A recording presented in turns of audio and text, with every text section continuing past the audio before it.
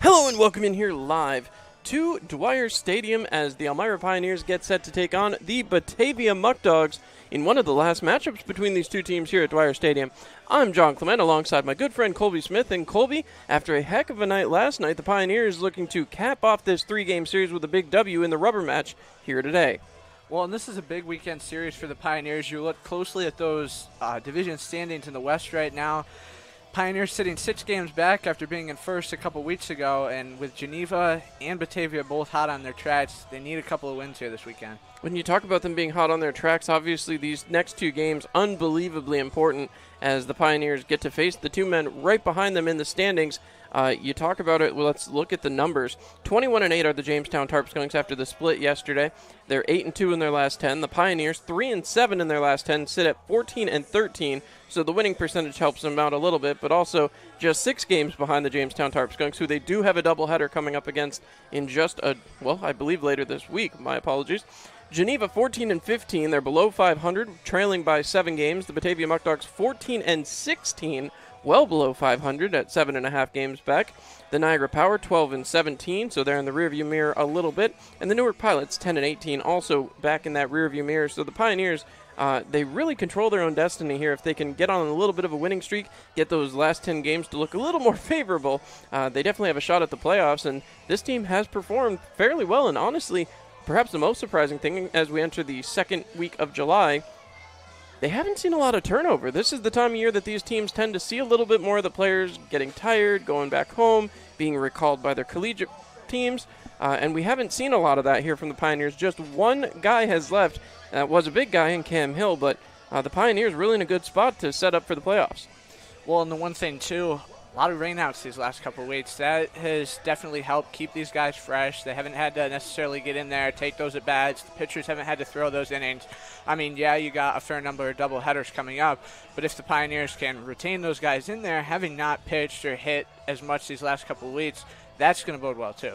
But yeah, we have to wonder, too, though, for a hitter, a day off, that obviously is helpful, especially because they're an everyday player. They're the type of player who comes out and has to perform every single day. But for a pitcher, that has to throw the game off a little bit. I mean, you're getting the extra rest, which, of course, is nice. But you look at the pitching staff, they've all really gotten a lot of rest to start this season. And again, only using 2 pitchers yesterday certainly helped, as the North Essex Community College boys really did the job for the Pioneers. And Catania and, a brand new starter that we saw for the first time last night. Well, and you look at the starter for tonight, and Holden Wilder, he's a guy who hasn't thrown since last Monday at Oneonta. The rotation's really been thrown off, those rainouts these last couple of weeks here. So Holden Wilder is, I'm sure he's probably got some work in off the field, but he's got to get in there, get some innings for the Pioneers tonight. When you talk about that, that's where I was going with that, is the Pioneers pitching staff, they're thrown off. They're not on their regular schedule, so they're having to now pick up and kind of figure things out as they go. Especially a pitcher, they're used to pitching every 5th day. Maybe not during the summer months. It's a little more spread out, a little bit more distant, but still right around that week mark, it has to get uncomfortable for the pitching staffs. Well, and I would guess so, too. At the highest level, you see every 5th day, like you said, and not necessarily in college you might get that every 5th day, but a lot of these guys, especially relievers, throw twice a week at the college level.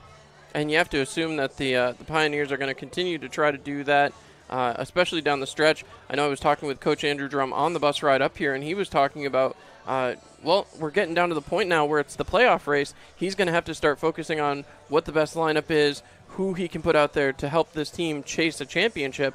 And, that's something the Pioneers have never done in the PGCBL. So he's got to be really thinking about that and looking at the lineup and figuring out who that is.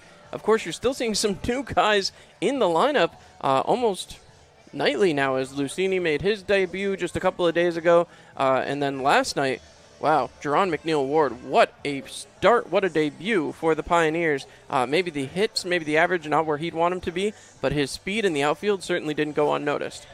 Well, and you get a guy like that with so much speed in the outfield that pairs well. You got a guy in Don Popa, leads his team in stolen bases with 11. So you pair those guys together there in the outfield. You cover a lot of ground that way, and if those guys can get on base, you got middle-of-the-order guys who can really run the base pass. Well, one thing you notice from McNeil-Ward, he certainly likes to work the count, and if he can do that down the stretch, obviously that's going to help out the Pioneers, putting that speed and quickness on the base pass.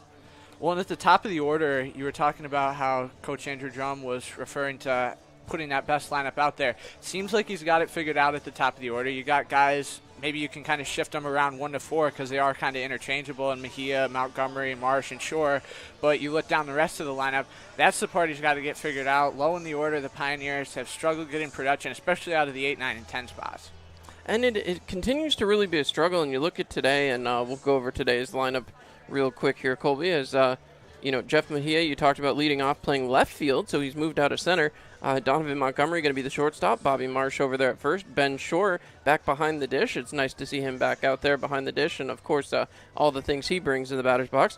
Dom Popa will play center field and moves down the order a little bit. Was the leadoff guy last night, and again I want to give him a lot of credit because he bodied up some balls out there. Really got the barrel on him. Just hit directly at guys. That's baseball, as Coach Andrew Drum likes to say. Alex Lucini will play third base. South Trimble at the designated hitter spot. Justin Taylor playing second base. Peter Theodorellis steps into the lineup in the extra hitter position. And Aaron Thomas rounding it out, playing right field. And again, Thomas, as a right fielder, he's been effective out there in that role. The question becomes what he can do at the plate. He's kind of a feast or famine type hitter. If he comes in, he's either gonna go 3 for 4 or he's gonna go 0 for 4. So it's kind of all or nothing with him at the plate, and you just wonder how he'll come out, especially batting in that 10th spot. That has to be an adjustment, especially when you're so used to playing 9 men in the order. Well, and he struggled here at Dwyer Stadium so far against the Muck Dogs so far this season. So it's going to be big for him to get going. Those 8, 9, 10 spots, we just hit on it, have struggled. So the Pioneers are going to have to really look to get some offense going from the bottom of the order if they want to roll over there to the top of the order, second, third, fourth time through, and have guys on base so you can get the RBIs for a guy like Mejia or Montgomery or Marsh. Well, and you talk about that, obviously. Bobby Marsh always going to get opportunities because Mejia and Montgomery in front of him are just so reliable at getting on base. Those guys have really done a job so far this season. I talk about both of them, but Donovan Montgomery has really been the catalyst for everything for the Pioneers this season, whether it's turning the double play, whether it's getting the bat going, whether it's drawing an important walk at a certain time of the game, maybe stealing a base. He really is a 5-tool player. Well, and that's a guy that you've got to appreciate having in your lineup. Siena used him every day this spring, and you can definitely see why, because, like you said, he brings a lot to any team that he's on. Well, and not only that, as we talked about down in the lineup, South Trimble very capable of having a big day. Justin Taylor able to hit with a little bit of power. I'm not saying he's the guy that's going to drive it out of the ballpark, but he's certainly able to get those outfield corner shots. We've seen him hit a couple of balls out there into the gaps here at Dwyer Stadium. I always want to say historic because I'm so used to Dunn Field, but here at Dwyer Stadium, he's been able to play the gaps, and it'll be interesting to see what the Pioneers can do tonight. However, on the other side of it, for the Batavia Muck Dogs, the man to watch and the man circled on the Pios board, I'm sure, Mitch Fleming, who's going to play first base tonight. 2 long balls out of historic Dunn Field last night. Certainly something you got to keep an eye on. Well, the thing about Mitch Fleming, the way he sets up in the box, he gets that power off his bat foot, he turns, pivots, and it just bodes well for that swing because you swing that way. I mean, I don't necessarily have all that experience when it comes to the swing, but you bring the bat around, you get that ball right off the tip of the barrel like that, and you can drive it, you can put it wherever you want. Well, and he certainly did. He did some tree trimming out there in left center field last night as a couple of branches were taken down off that long ball he hit. Then the controversial one down the line, again, able to hit it out over the line, but the problem here at Dwyer Stadium has been they've had some trouble getting the home run ball working for them. Been able to do it on the road, just haven't seemed to be able to find that type of contact here at the home stadium for the Batavia Muck Dogs. Well, and the fields are, not the fields, but the fence is a little bit high in the outfield, so that's, a whole give or take thing. I believe we were just talking about historic Dunn Field, and you wanted to talk stadium wall height. Let's talk. As now it sounds like we're getting set for the opening announcements here. So we'll turn it over to the in-house PA, and when we come back, it'll be time for the first pitch.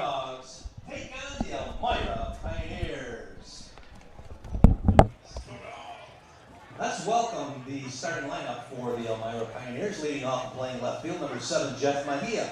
Mejia, left field. Batting second, playing shortstop, number 23, Donovan Montgomery. Montgomery, shortstop. Batting third, the first baseman, number 25, Bobby Marsh. Marsh, first base. Batting fourth and catching, number 19, Ben Shore. Shore, catching. Batting fifth and playing center field, number 2, Don Popa. Popa, center field. Batting sixth, the third baseman, number 32, Alex Lucini. Lucini, third base. Batting seventh, the DH, number 14, South Trimble. Trimble, designated hitter. Batting eighth, the second baseman, number 24, Justin Taylor.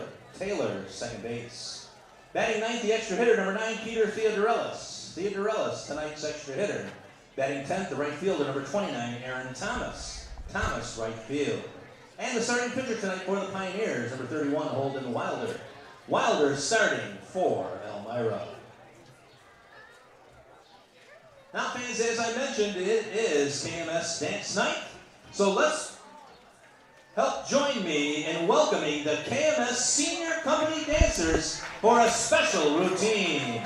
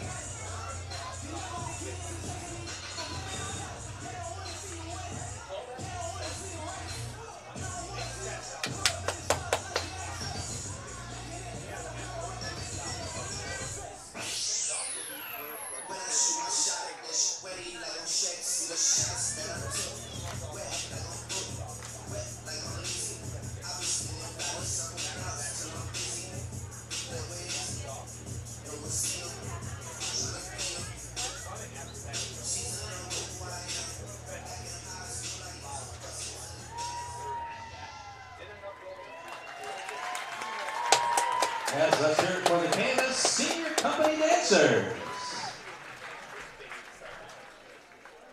Okay, guys, I guess now we can go over the ground rules.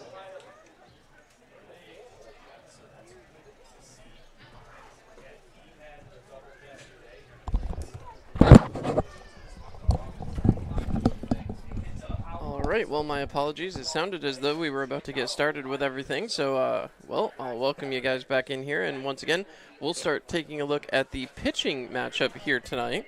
As, again, I'm not sure what that was all about, but the managers are out here having the discussion. So we'll go right into the pitching matchup here, Colby. But you can't forget it's dance night here at Batavia. Everybody watching at home on YouTube had the opportunity to see that show, and what a show it was. Well, I'm glad you enjoyed it, Colby. As we move on to the starting pitchers, the Pioneers are going to start off against Tyler Prospero.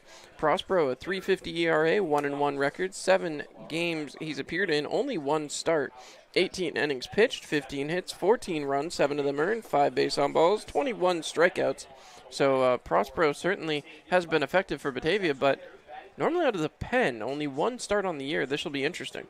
Well, and John, remember that first start that he had this season, the first and only? I believe I do. It was opening night here against the Elmira Pioneers. It was, and that went pretty well for the Elmira Pioneers.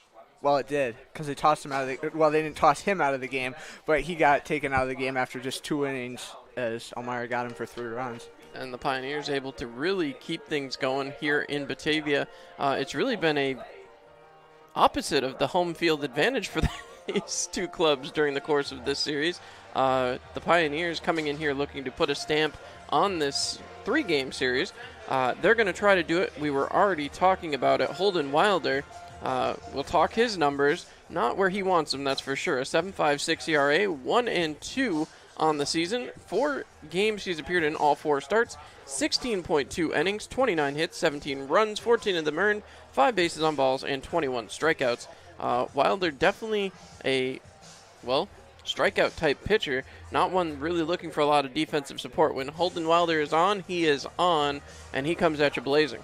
Well, he does not walk a lot of guys. That's the thing. You said that 5 walks, but, if he – I mean, yeah, he gets those strikeouts, but you look at his last start in Oneonta, he was getting fly balls in that start, so maybe you can't necessarily say he was on per se, but he was getting those outs before he finally, kind of got rung around in that 4th inning. And it happens to every pitcher. You're going to have an off inning, especially when you've been through the lineup a time, or especially a time or two. When you see these guys a second and third time, they start to pick up on what you're doing, what you're tipping, and especially now here, it's been a little while since I think Batavia's seen Holden Wilder, so hopefully a chance here to get the jump, get out on the right foot. Hopefully the offense can put you ahead a little bit. As you said, Colby, they've got their set top of the lineup, so hopefully that top of the lineup can be very effective here tonight, especially after Jeff Mejia getting an extra day of rest, having that day off last night. Well, and him getting that day off wasn't necessarily a bad thing. The Pioneers had to throw Don Pope up there at the top of the lineup yesterday, and that worked out pretty well. So you get Jeff Mejia back up there, you bump Don Pope down. It just kind of varies up where you get that production in the lineup. It certainly does, and you hope. Well, now we're back with the dance team. So hey, there we go. We like the dance teams. It is KMS Dance Night, so hopefully they'll be enjoying that. And, of course, all of you great fans at home, we hope you're enjoying the broadcast here on YouTube. We'll let you guys enjoy this, and there'll be the starting lineups and then the national anthem. Then we'll be back, Colby, with the first pitch. So keep it tuned here. Baseball.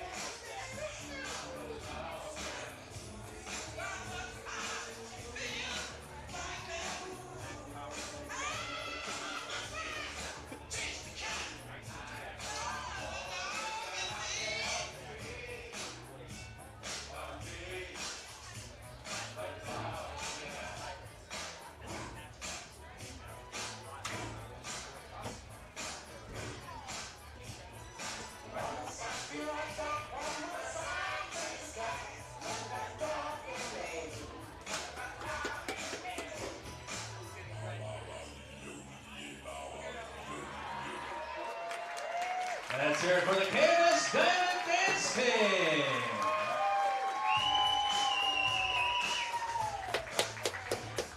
And now, let's hear it for, he's my #1 mascot. How about yours? Let's hear it for Dewey.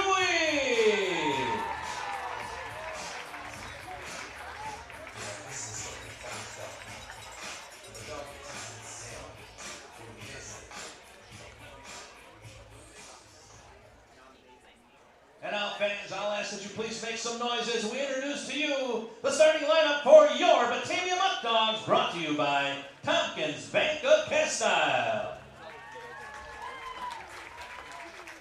This evening, your Muck Dogs will be joined on the field by this evening's Turnbull Heating and Air baseball buddies from the KMS Dance Academy. Starting off, introducing our manager, Joey Martinez, and assistant coach, Tony Brewington.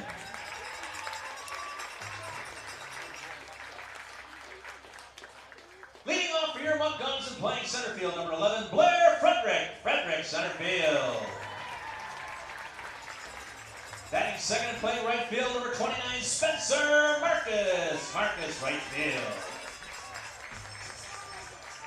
Batting third to first baseman, number 36, Mitch Fleming, first base.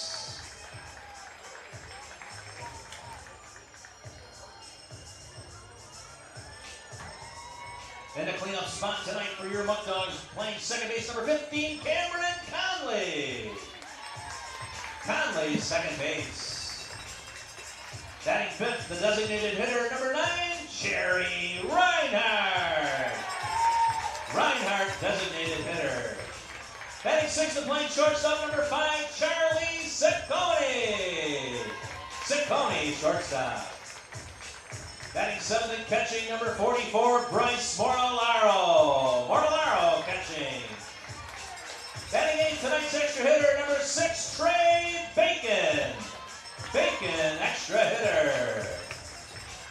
Batting ninth and playing left field, number 34, Daniel Burroway, left field.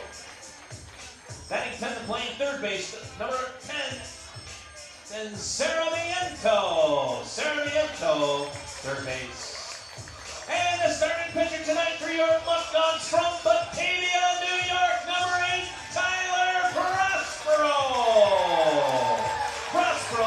starting for your Muck Dogs.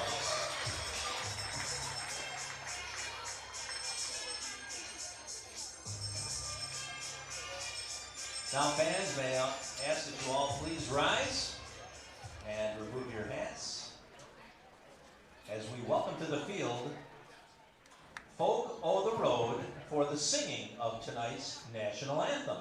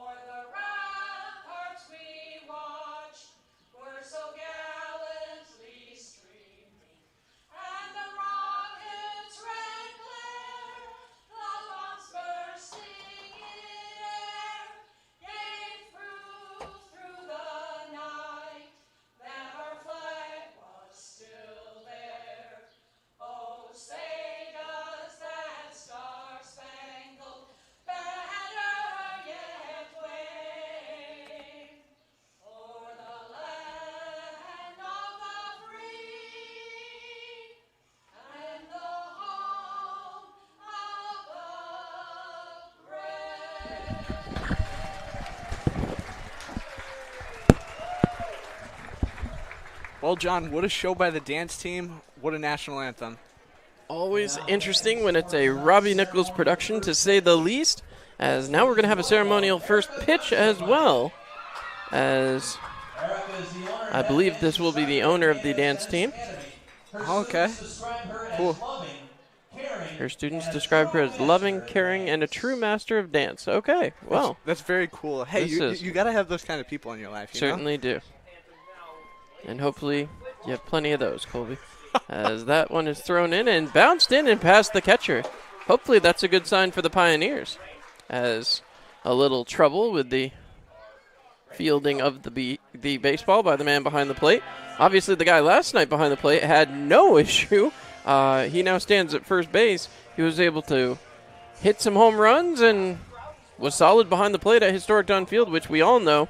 If you miss one down there at Historic Dunn Field, you're going to be running for days. There's a lot of room back there behind the dish. Well, there's not as much room here, but there's still enough room behind the plate here. One would hope. The Pioneers certainly going to have to take advantage of any mistakes that Batavia makes here tonight. The Pioneers desperately in need of the win. They finally broke that 6-game losing streak last night, and Colby, it was a long, tough road for the Pios. Well, and it makes it long and tougher that they had all those postponed, canceled games in there, too. Certainly does. Now a doubleheader coming up against, well, a bunch of teams in this league right now. Luckily, the only one that I don't think will be made up is the Oneonta game. Fortunately, that will just be a canceled game as far as my understanding. So obviously Oneonta does not return to Historic Dunn Field, so no chance to make that one up. Well, I mean, they could have done it the way Oneonta and Mohawk Valley did it yesterday and you know, had Oneonta be the home team for game 1 because their game got postponed opening week there. So the Pioneers and Oneonta could have done it that way with Elmira being the home team for game 1 when the Pioneers are there on the 28th of the month. But I guess that wasn't quite thought to be what they wanted to do. So, you know, we move on. I think that's what we're going to do is move on. As the Pioneers will come up here.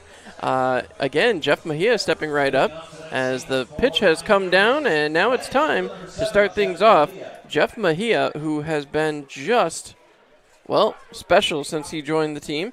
As a leadoff batter, Mejia so far on the season batting .333, 3 for 9. However, he has also had 3 walks in those appearances as well. As the first pitch is in there for a strike. Tyler Prospero going to come and, well, try to look very, very strong in the start here. He was unsuccessful against the Pioneers back on home opener day here at Batavia, as that one in there for a ball. Well, in the crowd, not as quite as big as it was on opening night here, but I'm sure he's still got some family members on hand, being as he has a hometown boy. Well, and you talk about that. Quite a few of them here from Batavia, playing for the Muck Dogs, as Mejia puts that one out towards right field, and that will be a easy play out there for the right fielder as the fly out to the 9-man in the order. Go ahead. I know you've been dying to do it. Well, on the defensive side of the ball for Batavia, left to right in the outfield, Barway, Frederick, Marcus. And on the infield from first to third, Fleming, Connolly, Swiss County, Sarimento, catcher Mortaliaro. As Montgomery steps back up, he's batting .325 on the season, taking a strike to start off the at-bat. As I said, .325 to start the season, 26 for 80, 5 doubles, 2 triples, and 17 bases on balls. So Montgomery looking to get going. This one's dribbled down the third base line, scooped up, thrown over, and that will be in time. So quick order here for Prospero. He's got 2 quick outs here in the top of the first. Well, and maybe that's going to be the Pioneers' approach tonight. Last time they jumped on Prospero, so why not try it again tonight? Obviously not going the way they wanted to start here, but you got Bobby Marsh coming up here. Can always get something going from that 3 spot. And Bobby Marsh again batting .379 on the season, 25 for 66. Exactly the way you want to start if you're Bobby Marsh. Again, he'll be headed down for FAU come the fall as the pitch cut on, and that one is popped foul. That'll get out of play, so a reminder to make the right decision. Insist on Diamond Collision. Diamond Collision, always a good one. Yep, our good friends over there. As now Bobby Marsh stepping in here. No balls, 1 strike on the foul. Long look and the pitch from Marsh. Cut on, drilled out here towards left center. That one opposite field. That's going to get down, roll up, and near the wall. So a run stand up into second base as Bobby Marsh gets on there into the hit column with a double. And it's a stand-up double. Well, he didn't lose his batting helmet on that either. He did When he made that turnaround first, it was like it started to flop off his hair, but then he kind of reached his hand up and held it on there. as that'll bring up Ben Shore. Now again, no rain today, so no puddles on the outfield grass or in the warning track to claim dead ball. Again, there was a triple given last night to the Muck Dogs that was somewhat questionable, considering that everything that the Pioneers hit was an automatic ground rule double. But again, we won and we'll move along. So, Prospero first time out of the stretch here, as Shore comes up to go to work. He's batting .247 on the season, 18 for 73, a couple of doubles to his credit, and does have 9 walks. Pretty impressive patience from the catcher there. It's like there's a little tie up there between Mortaliaro and Prospero. Well, Prospero probably realizing there's a runner on second base, and now obviously the signs will alter a little bit, and we'll have to see what the Muck Dogs do here as far as changing things up. Interesting to see that second baseman playing almost parallel with the base. He'll start to fade over a little bit now because there is a large gap right where Ben Shore likes to put the baseball as he pops that one up. That one's going to get way out of play, so no balls, 1 strike. As that one hits just about to our right-hand side here. Well, you said talking about the whole puddle thing really has turned into a nice night here tonight at Dwyer Stadium. Absolutely gorgeous. Beautiful shorts and T-shirt weather. And sunglasses. You can't forget the sunglasses. Oh, but I can. As yet again. You missed me, John. Always, Colby. Welcome back. As Ben Shore getting set. Long look here. The wind and the pitch from Prospero is in there for a strike, 0-2. So Ben Shore now running through the options in his head. Certainly as a catcher, that has to apply a little bit more pressure to you when you come up to the plate. First I thought you said catchy, and I was going to say, I wonder if Ben Shore sings when he's in the box. Some guys do it. Well, again, the wind and the pitch from Prospero taken high and inside, as that'll be the first ball. As 1 ball, 2 strikes. Now you're saying staying alive. Down 0-2 in the count. Now it's 1-2. 1-2, which I remind you is not by Bon Jovi. We had that conversation last time we were here. No, that was in Geneva. My apologies. As the wind and the pitch taken outside. 2 balls, 2 strikes, 2 outs. It's our first Tioga Down showdown of the evening. I just never know because, Bon Jovi's just one of those guys who seems like he'd be all the staying alive type. Bee Gees, Bon Jovi. It all starts with a B, I guess. As yet again, the wind and the pitch from Prospero cut on. This is chipped out there towards shallow left. That will be caught. So Bobby Marsh gets stranded. The Pioneers will leave 1 man on as Ben Shore goes down on the fly out to left field. We will step aside. When we come back, the Pioneers take the field for the first time. You're listening to Pioneers Baseball here on Mixlr.com. Give me a blue light lime. Yeah! Grapefruit. Blood orange, blueberry. Got it. Oh!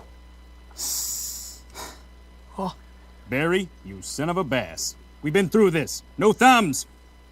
Just yanking your hook. Oh, good. When you're at the lake, you drink Labatt. That's lake law. Hi, this is Marian Decker, and at the Decker Agency, we've got over 34 years' experience in helping our clients get the best insurance coverage possible. We're local and we're trusted. We've built our business on the idea that customers should be treated like family. At the Decker Agency, we offer free quotes and consultations. Our clients can build their coverages to best suit their needs and budget. Please stop into our office at 416 East 14th Street in Elmira Heights or call us at 607-734-1100 to schedule your free consultation today. And like the Marian M. Decker Agency, LLC on Facebook. At the Decker Agency, we help you protect what matters most. New Extra Charge Hot and Iced Coffee from Dunkin' is made with 20% extra caffeine from green coffee extract because we could all use a little extra this year. Whether that's an extra boost, some extra boldness, or the drive to go the extra mile, we're extra ready for whatever comes our way and extra excited to take it on.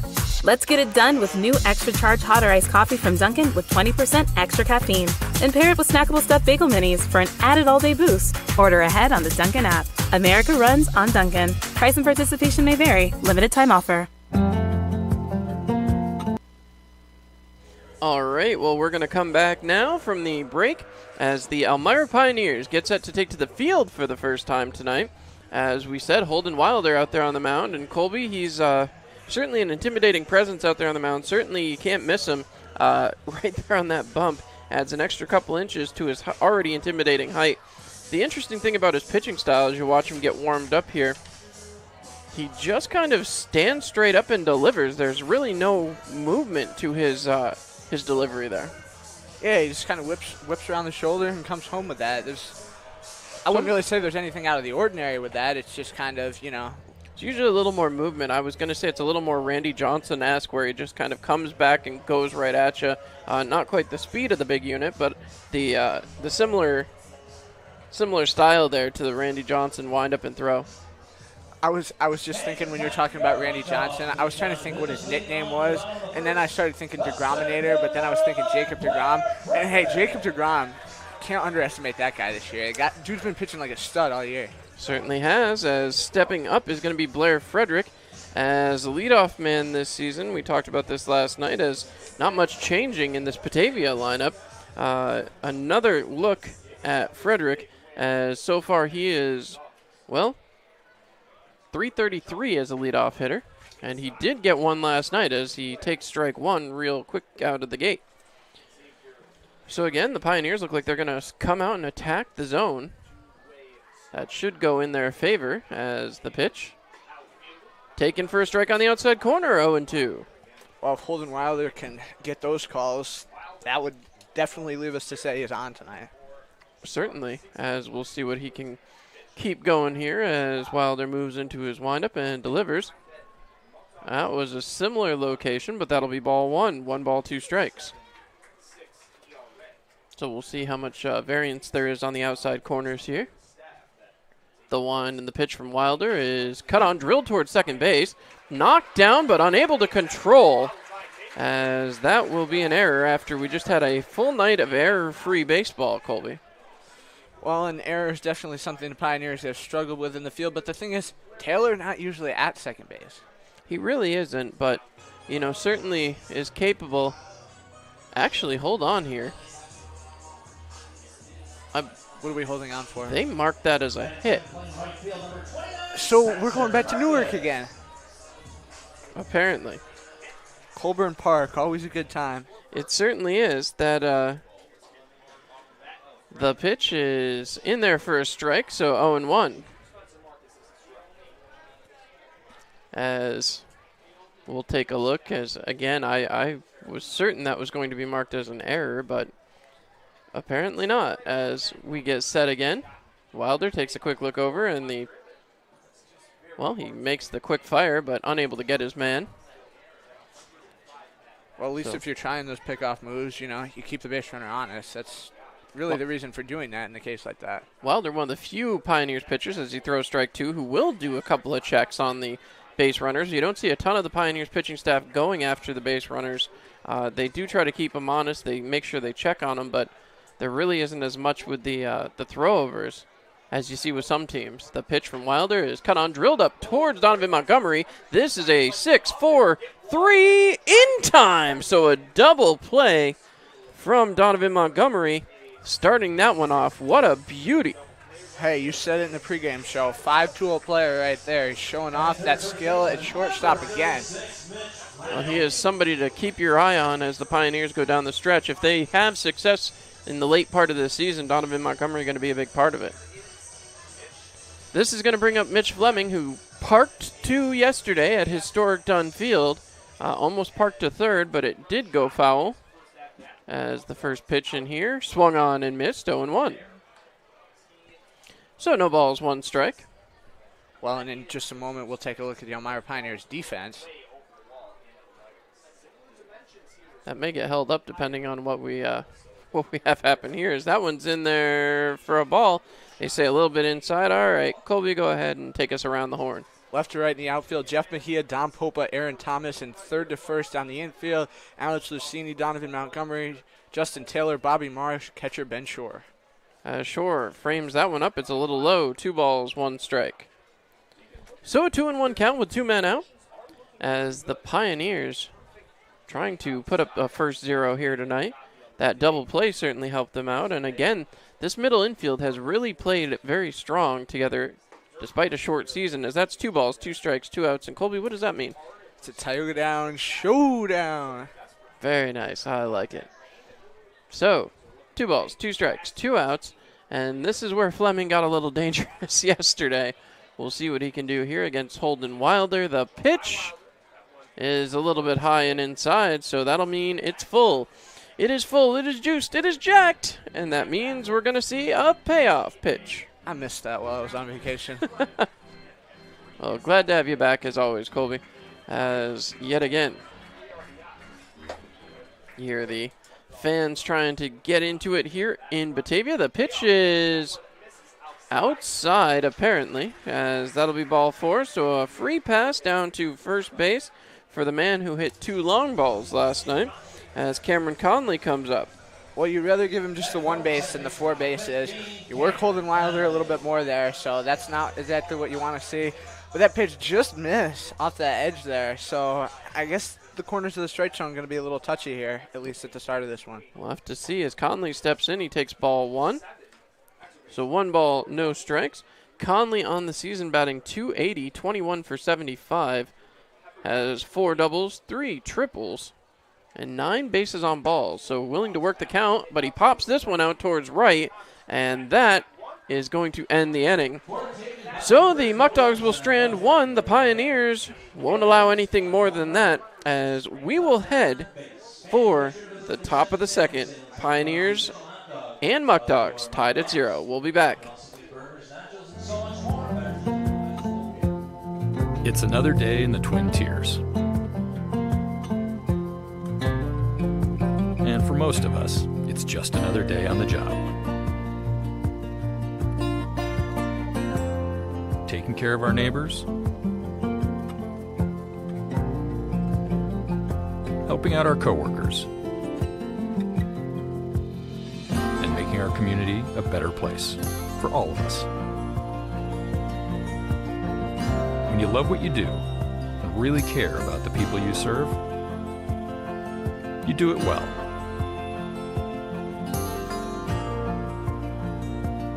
It's not for the glory, some big award, or even a pat on the back. It's just knowing that we can count on each other. That's reward enough. Arnett Health. It's what we do. Give me a blue light lime. Grapefruit. Blood orange, me berry. You got it. Oh! Barry, you son of a bass. We've been through this. No thumbs. Just yanking your hook. Oh, good. When you're at the lake, you drink Labatt. That's lake law. Hi, this is Marion Decker, and at the Decker Agency, we've got All right, and with that, we are back as Don Popa steps in and his first pitch swinging. As a goat is murdered somewhere in the stadium. That was definitely a bit of a howl, a bit of a yell, a bit of a scream. I don't know what I want to call that. So no balls, 1 strike as the kid out of Pittsburgh puts that one right back towards us here, Colby, 0-2. Hey, I like having that screen. That screen definitely comes in handy. Certainly does. As the Pioneers back up. See what they can do here as Popa trying to get things started. He's batting .312 on the season. Certainly has made it a difficult decision for Andrew Drum at the top of the order, and that'll be the first ball of the at-bat, 1-2. 1 ball, 2 strikes. Nobody out. Nobody out. Top of the second inning, 0-0. Popa set to be followed by Lucini. As the pitch to Popa is cut on, drilled down the first baseline. That will get foul and was immediately waved by the fielding umpire. Perfect positioning there as well as he's standing right behind first base. We got the infield set up back here on Popa, which is a bit of a surprise. Maybe not so. I don't know. It depends. Don Popa sometimes drives the ball out of the infield, sometimes races it out on the infield. That one's way tight. 2 balls, 2 strikes. So 2-2 as Popa trying to keep this going here. He would love to get something started here in the top of the second inning. The Fact of the matter is, Dom has really made a case to be a great leadoff hitter. He's done very well in the first part of the season as he takes that one outside. Full count, 3 balls, 2 strikes. Well, and you can't forget about the sun right now. You got the sun casting down those shadows from the third base side. So if you get a ball out there left center field, they are going to have to kind of shade themselves. Not a lot of these guys wearing sunglasses tonight either. As the pitch, Popa chops that one towards short. A 2-hopper. Popa trying to get there. He's not going to beat it out, as that will be the first out here in the top of the second. Well, I guess you're going to say there that Swiss County doesn't need those sunglasses because he tracked that ball all the way, racing in 3 steps, and just fired that one off over there to Fleming. Well, that's going to bring up Lucini. Alex Lucini batting .375. Granted, it's a limited number of at-bats, 3 hits and 8, as now he's got a base on balls as well. So Lucini watches that one bounce in. 1 ball, no strikes. Well, and he struck out 2 times in those 8 at-bats as well. Guy who's not afraid to bring that bat around, swing it. As Alex waits, the pitch is taken for a strike. 1 ball, 1 strike, 1 out. That's another Tioga Down showdown. Nice. As Lucini gets set. Long look out here as Prospero trying to keep up the momentum here. The pitch cut on, drilled out towards the outfield. That's going to get over the head of the second baseman. So a single for Lucini. That'll be the second hit of the Pioneers early evening as we just passed 7:30. Hitter number 14, South Trimble. As now again, stepping up is South Trimble. Trimble will come up. He's been the designated hitter here tonight. And spot he's taken over here in the middle part of this season. Trimble on the season, 255, 14 for 55, a couple of doubles, a triple to his credit. Also 6 RBIs. That is low for a ball, 1-0. The one thing I do have to say about Trimble before you step in there, Colby, I heard you getting ready. He has only struck out 10 times in those 55 at-bats. He certainly doesn't do it a heck of a lot. As the pitch, cut on, drilled out here towards left. The left fielder getting under it, and he will make the grab. So the man on first will have to stay where he is. I'll save my Trimble tidbit for his next at bat there. As that's going to bring up Justin Taylor. Taylor, who did have a home run out in Newark, actually, back in the last visit out there. And Colby, you were out there for that. Certainly a fun one. 176 average, 9 for 51 on the season, but does have 2 doubles in those 9 hits and the home run, of course. That was a shot down in Newark. He can really pull that ball down to right field when he gets a hold of it. So we'll see what he can do here as Taylor waits, takes it. That one in there for a ball, a little bit low. So 1 ball, no strikes, 2 men down. Still a runner standing on first base. Taylor would love to put something in play. Knowing the speed of Lucini, he can probably do something if the ball will get down in the field, as that one's fouled away. 1 ball, 1 strike. Well, and that 176 average really doesn't illustrate the impact that Taylor's had on this team, whether it's in the field or at the plate. Even though he hasn't necessarily been known for those clutch hits at the plate like a guy like Donovan Montgomery, he does come up big when the Pioneers need him most. And hopefully this will be one of those times Pioneers would love to get off on the right foot here as the pitch is delivered. That one comes inside, so that'll be 2 balls, 1 strike. 2-1 count here to Justin Taylor as the 8th man in the order is up here in the second inning. Would love to keep this going, trying to get Theodorelis up, as he has been a big impact hitter as well, Colby. Certainly has been a guy that Pioneers have loved to plug in anywhere in the order. The pitch, cut on, and that'll be fouled away. So 2 balls, 2 strikes, 2 outs. A Tioga Down showdown. Beautiful. I almost said just 1 strike away from getting the out, but, you know, it's not quite how it works. As we'll see if Taylor can keep things going.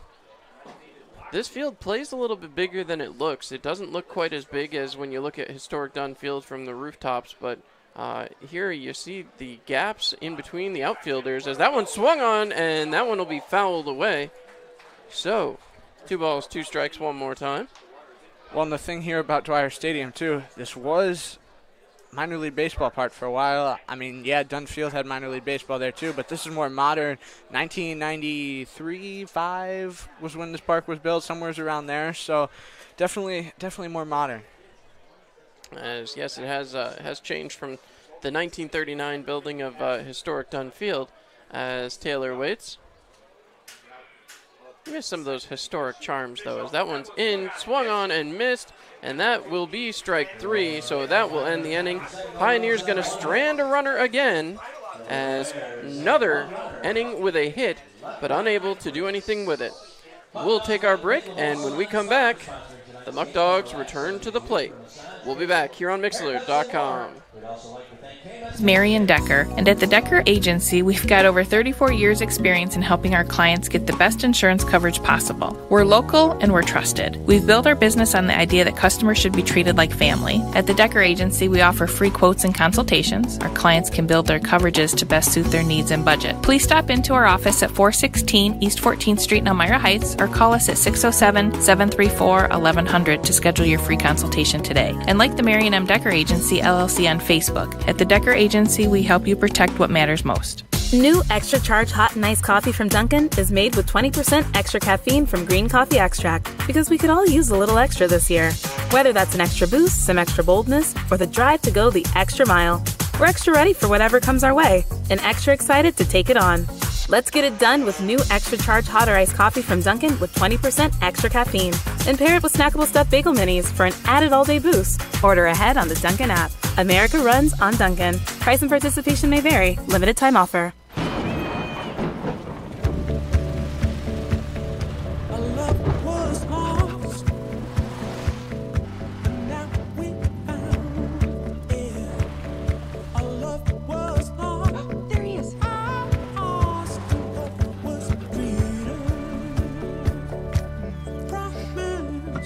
Everything you need when you need it most. Introducing the Toyota Venza with standard all-wheel drive. Toyota, let's go places. All right, and with that, we are back here live as Jerry Reinhardt will come up after the first inning ended with a Cameron Conley out here. The first pitch from Wilder is a little bit high, 1 ball, no strikes. I just love that name, you know? It's just so catchy, like such a baseball name, Jerry Reinhardt. As Reinhardt looks down, that one chopped out there towards left, so they'll lead it off with another single. Reinhardt gets his second hit of the evening. Or, excuse me, Reinhardt gets his first hit of the evening, but it's the Muck Dogs' second hit of the evening. In the bottom of the second inning in a 0-0 game. It certainly is, as Charlie Swick comes up. Swick County on the season, 279, 29 for 104. He's got 5 doubles, 3 triples, 15 RBIs, 8 bases on balls, but also 20 strikeouts. Well, he's also been a guy who's been in there every day this season for Batavia. He certainly has, and a lot of this lineup has as well, as the pitch is a little low, 1 ball, no strikes. Well, and it's not like they don't have the bench either. They've got some guys who can come off that bench, but they just don't necessarily use them in the starting lineup. That's very true. As Swick County taking a look. Long look here for the Pioneers pitcher Wilder. Out of the stretch again, 2-0. 2 balls, no strikes. As now we'll see what Holden Wilder can do here, as he'll be looking to find his location again. He had it early on. And then once he moved into the stretches, it seemed like he had some trouble finding it again, as he does find it there. 2 balls, 1 strike. You took the words right out of my mouth on that. But hey, you know, it happens sometimes. Great minds think alike. That's what they say, right? That is what they say. I would be stating that either one of us have a great mind, as that one swung on, drilled foul, so 2 balls, 2 strikes. Don't forget, last night Charlie thought he took ball 4. It was called strike, a very deliberate strike call from the umpire last night. And, yeah, he started down. He got all the way to first base before the umpire called him back. So, 2 balls, 2 strikes. As a long look in the pitch. That one is chopped and will get foul. We remind you to make the right decision. Insist on diamond collision. Well, the thing about that, too, you got to think about, as a hitter, you're used to getting those calls right at the plate. The umpire, most of the time, in most cases, gets right down there, gets that strike three call right after it happens. But some of these umpires in the PGCBL, that's not what they do. A little more, as I said, deliberate call. It takes a little bit to register as this one comes in, and that will be a punch-out. And Swy County goes down on strikes. That one was right away. So a good strikeout call there, as Bruce Mortellaro will come in, and Charlie Swy County goes down looking. I never thought I'd be judging like how fast the strike call comes, but sometimes you got to, you know. Certainly plays an impact, that's for sure. As now Mortellaro comes up as the catcher, trying to get that man on first moved off of there as he takes strike one. Mortellaro on the season, batting 143, 8 for 56, 2 doubles. So we'll see what he can do here as the pitch is cut on and fouled away, 0-2. Mortellaro on the season has struck out 6 times, so he is in the fewer side of that category than many of his teammates, but quickly an 0-2 count. We'll see if Holden Wilder can bump that number up by a digit. As that one chopped towards third base, picked up, third baseman over to second, over to first, and another double play, the second of the game for the Pioneers. So they will strand nobody, but a beautiful 5-4-3, and the Pioneers will head back to the plate. You're listening to Pioneers Baseball here on Mixlr.com. So, what brings you and Greg to marriage counseling today? Jake from State Farm. My husband calls him all the time. 2, 3 in the morning, it doesn't matter. I see. Greg, is this true? Yeah, Jake saves us tons on our insurance. No matter what time it is, he's always there. Mm-hmm. And how much did he save you? Hundreds. Listen, can I call this Jake from State Farm? You've got to be kidding me. State Farm is there for you anytime, anywhere. Call 1-800-STATE-FARM or click today. Get to a better state. State Farm.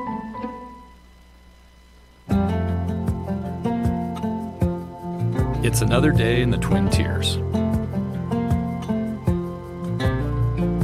And for most of us, it's just another day on the job. Taking care of our neighbors, helping out our coworkers, and making our community a better place for all of us.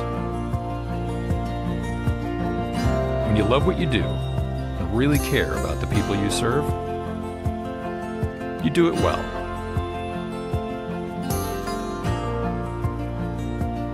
It's not for the glory, some big award, or even a pat on the back. It's just knowing that we can count on each other. That's reward enough. Arn It Health. It's what we do. All right, well, with that, we are back here live. Always some interesting intermission style activities here at the ballpark in the mid-innings as, Colby, I don't even know how to describe that. Well, that was definitely something awesome. You look down to that first base dugout. You got the dance team. You got the dance team all dancing around at Cotton Eye Joe. Hey, it definitely makes for a sight to behold. It does, especially with their own kin dog getting up there and doing it as well. So first pitch as Peter Theodorella steps in. He chops that one right back to the pitcher, and a very quick first pitch out as Theodorellis will head back to the bench. So 1-3 as Aaron Thomas comes up. What's a kin dog? That's their in-house guy. As Aaron Thomas, as I was saying, comes up 161. He's 9 for 56, 4 doubles to his credit, as the first pitch is taken for a strike, 0-1. Well, and I was only asking for the people at home who may not know what a kin dog is. Well, he has made a couple appearances at Historic Dunfield, so again, the pitch is taken cut on there, as that will get foul, and we remind you again to make the right decision. Insist on our good friends at Diamond Collision. Yeah. So, no balls, 2 strikes, 1 man down, as Thomas looking to keep up the pattern of a hit in each inning. As that one bounces around, that'll be ball 1, 1 ball, 2 strikes. Seems like we're going really quick through the order. Already being here in this top of the third inning. as Mejia will come up. You're about where you should be at least. Usually, if it was 1, 2, 3, 1, 2, 3, 1, 2, 3, this would be the 9th or the 8th spot, I guess. But as that's a swing and a miss for strike 3. So 2 outs now for the Pios. As Jeff Mejia comes up, he flew out to the right fielder his first time up. Well, and Tyler Prospero, second strikeout of the night there. He's pounding that high-speed stuff right now. He is. Of course, that can get dangerous, especially around the top part of the order, especially against a left-handed hitter like Jeff Mejia. So we'll see what Prospero does here. He gets set, the wind and the pitch. Taken, that one's chopped by Mejia down towards first. It is played, so a 3 unassisted. And for the first time tonight, the Pioneers will go down in order as 1, 2, 3, up and down. And as I said, 3 unassisted. So we will head for a break. When we come back, bottom of the 3rd, Pioneers trying to keep putting up zeros of their own. Give me a blue light lime. Grapefruit. Blood orange, Barry. You got it. Oh! Barry, you son of a bass. We've been through this. No thumbs. Just yanking your hook. Oh, good. When you're at the lake, you drink Labatt. That's lake law. Hi, this is Marion Decker, and at the Decker Agency, we've got over 34 years' experience in helping our clients get the best insurance coverage possible. We're local and we're trusted. We've built our business on the idea that customers should be treated like family. At the Decker Agency, we offer free quotes and consultations. Our clients can build their coverages to best suit their needs and budget. Please stop into our office at 416 East 14th Street in Elmira Heights or call us at 607-734-1100 to schedule your free consultation today. And like the Marion M. Decker Agency, LLC on Facebook. At the Decker Agency, we help you protect what matters most. New Extra Charge Hot and Iced Coffee from Dunkin' is made with 20% extra caffeine from green coffee extract, because we could all use a little extra this year. Whether that's an extra boost, some extra boldness, or the drive to go the extra mile, we're extra ready for whatever comes our way and extra excited to take it on. Let's get it done with new Extra Charge Hot or Iced Coffee from Dunkin' with 20% extra caffeine. And pair it with snackable stuffed bagel minis for an added all-day boost. Order ahead on the Dunkin' app. America runs on Dunkin'. Price and participation may vary. Limited time offer. All right, Trey Bacon coming up as the extra hitter. Bacon, who last night was in the game as a pitcher, he's 222 at the plate, 2 for 9 as he steps up. Also 2 bases on balls. The pitch from Wilder is in there immediately for strike 1. So Holden Wilder not holding back here. I never quite figured that out, the whole 222 as opposed to 223 thing, being as you got the 1,000 points. As this one bounced right over to Taylor. He scoops it up, throws in time. So a little bit of a bobble for Justin Taylor, but he does get the out, 4-3, as Daniel Burraway will come up now. Burraway steps in, batting .240.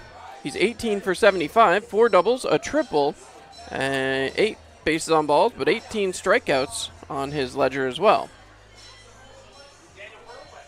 I was just admiring your production truck over there. As Burraway waits on the pitch, it comes in for strike 1 again. So Holden Wilder, first pitch strikes are pretty much the norm. The key of the day so far for Holden Wilder as he gets set and delivers again. As that one fouled off as it hit the man at the plate, Daniel Burraway, who came in as a pinch hitter late in the game in the top of the 9th. So 0-2. Didn't have any success, but the Muck Dogs were looking to get back into that one. Luckily for the Pioneers, they were able to close it out as that one's fouled off again and gets out of play. As we remind you again, to make the right decision, insist on our good friends at Diamond Collision. So it's 0-2 once again. Getting set, the pitch is bounced in there. That's going to be the first ball of the at-bat. 1 ball, 2 strikes. I wonder how big of an impact that sun's really playing, especially on the righty batters right now. You certainly would have to imagine it has some impact, as don't forget at the end of this half inning, we will check out the out-of-town scoreboard. The pitch is high, 2 balls, 2 strikes. So, an interesting start to the evening so far. 2 balls, 2 strikes, 1 man down as the Elmira Pioneers 3 balls, 2 strikes as Wilder trying to figure this one out. Getting a little wild on that one. Ha ha ha, so punny. As Boom chick. the pitch from Wilder, cut on, and that will be fouled away. So 3 balls, 2 strikes one more time. It is full, it is juiced, it is jacked. And we're going to see another payoff pitch. Certainly are. As now 3-2. Cut on, drilled out there towards left. The left fielder has a read, makes the catch. So 2 outs now for the Pioneers. As that will bring up Ethan Saramento. Saramento this season batting .167. He is 5 for 30, 3 doubles on the season, and 12 strikeouts in his line score. As Colby having some issues with the seeing, with even the sunglasses on. So you're looking at me like I'm crazy. You have to imagine the right-handed batters having similar issues as he grounds that one over to third base, thrown over and in time to Bobby Marsh. So a 1-pitch third out as we will head to the top of the 4th. A beautiful play for the Pioneers to put down the Batavia Muck Dogs. 1-2-3 for the second time in 2 innings. And you know what that means, Colby? It's time to check the out-of-town scoreboard. As we take a look, the Niagara Power, a 4-1 lead over the Jamestown Tarpskunks in the bottom of the 6th. Amsterdam Mohawks, 2-0 over the Saugerties Stallions in the top of the 5th. Albany Dutchmen up 3-1 over the Glens Falls Dragons in the bottom of the 3rd. And the Geneva Red Wings trailing the Newark Pilots 1-0 in the top of the 4th. So we'll take a minute, take a break, and when we come back, Pioneers come back to the plate.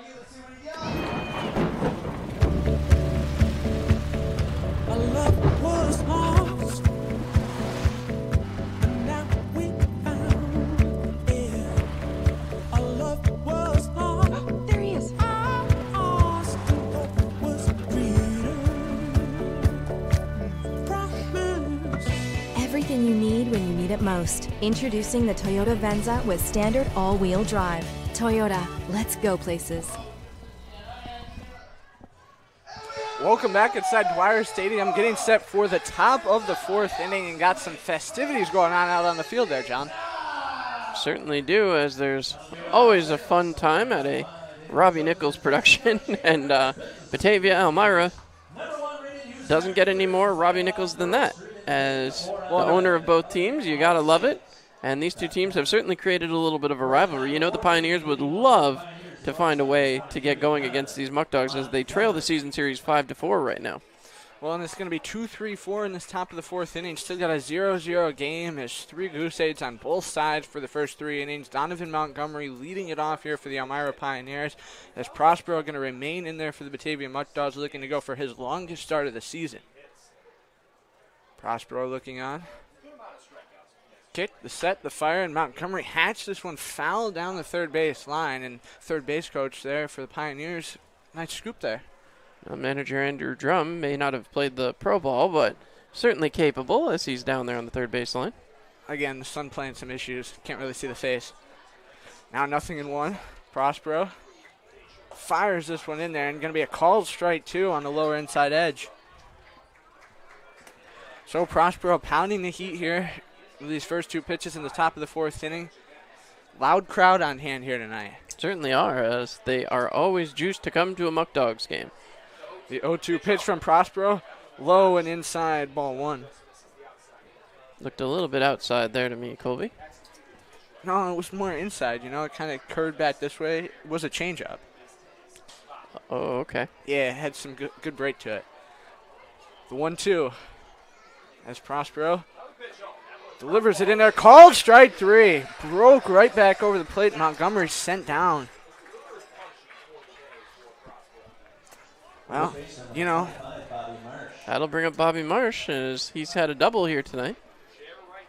And John continues to talk about the speed and breaking of the pitches. Man, tough crowd tonight. Bobby Marsh swings from the left side, so he might not quite have that issue with the sun. Because, you know, being as he typically hits the ball more towards the right field side, that sun's still bright out there in left field.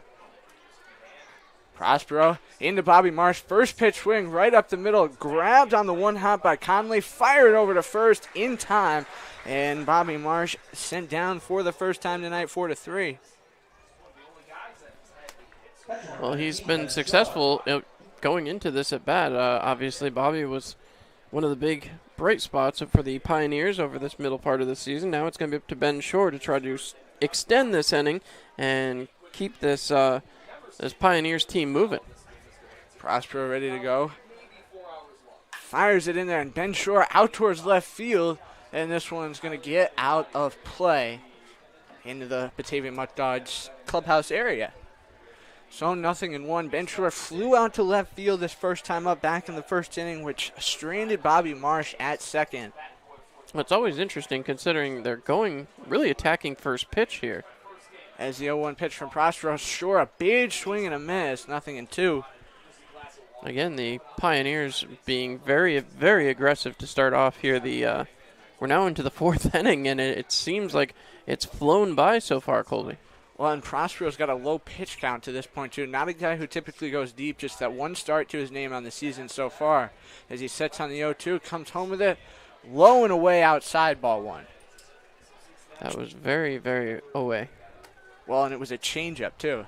Another one of those changeups. As now Prospero ready to go with the 1-2. 2 down here, top of the fourth inning. Still 0-0. Ball game Shore grounded up the middle.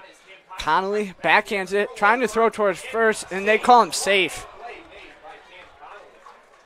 Beautiful work there by Ben Shore to hustle down to the first base area and beat that throw out. Obviously off-balance throw, but Ben Shore coming up huge there to get in at first base, and that'll bring up Dom Popa.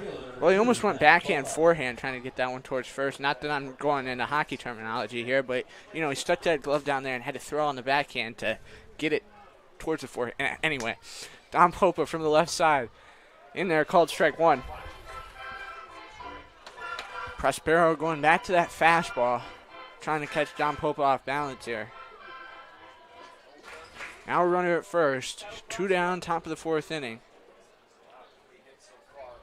Prospero going to go for the move towards first. Not going to get the tag in time, Mitch Fleming.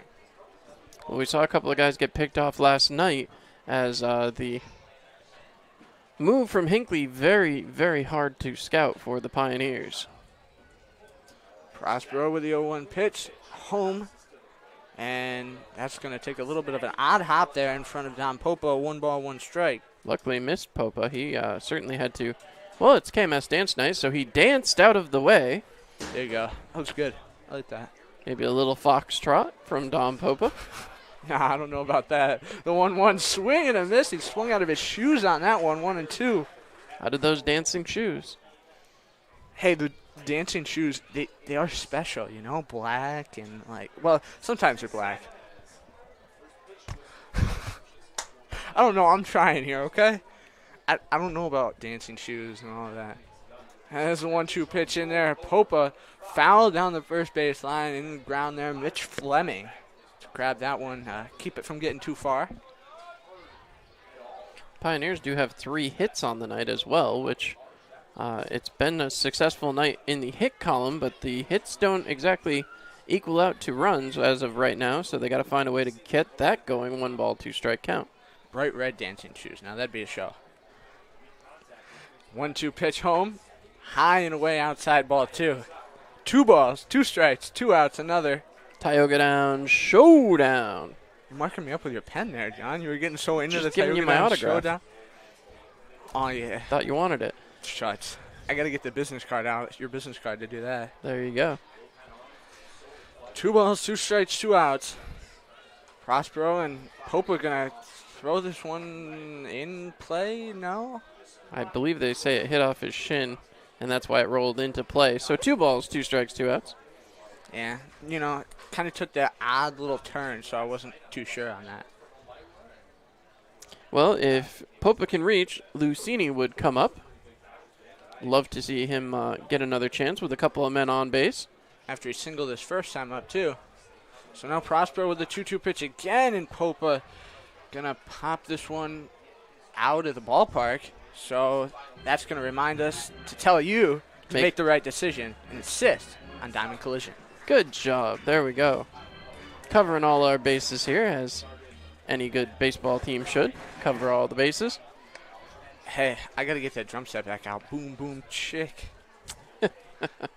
As Popa, 2-ball, 2-strike count one more time. And Prospero in with this pitch. Popa again going to leave the ballpark with this one. So again, make the right decision and insist on our good friends over at Diamond Collision. I think that one kind of, got out in the parking lot area. Hopefully that didn't smash anybody's windshield, but Diamond Collision would be there for you if it did. Certainly would be. Runner still at first base. Another 2-2 pitch. We're going to be 8 pitches deep here to Dom Popa. So he's single-handedly working up the pitch count of Tyler Prospero. Comes set with a 2-2. Popa, another foul ball. Well, that's 3 in a row, so staying alive. Bon Jovi. Staying alive. No. The Bee Gees, ladies and gentlemen, the Bee Gees. And here we are but again. Bon Jovi I told you that in Geneva. He just seems like that guy who's got the whole staying alive vibe. Nope. It's good to have those good vibes, Here we go again as 2-ball, 2-strike, 2-out count. And a lead down at first base for Ben Shore. It's 8 feet deep as the 2-2 pitch in there. This one going to stay in play out towards left field. Center field, they're going to make the grab on that one, and that will be the final out of the top of the 4th. So, we're going to head to the bottom of the 4th inning. The Pioneers strain another runner, and it's still a 0-0 ball game. Stay right here with us. So, what brings you and Greg to marriage counseling today? Jake from State Farm. My husband calls him all the time. 2, 3 in the morning, it doesn't matter. I see. Greg, is this true? Yeah, Jake saves us tons on our insurance. No matter what time it is, he's always there. Mm-hmm. And how much did he save you? Hundreds. Listen, can I call this Jake from State Farm? You've got to be kidding me. State Farm is there for you anytime, anywhere. Call 1-800-STATE-FARM or click today. Get to a better state. State Farm.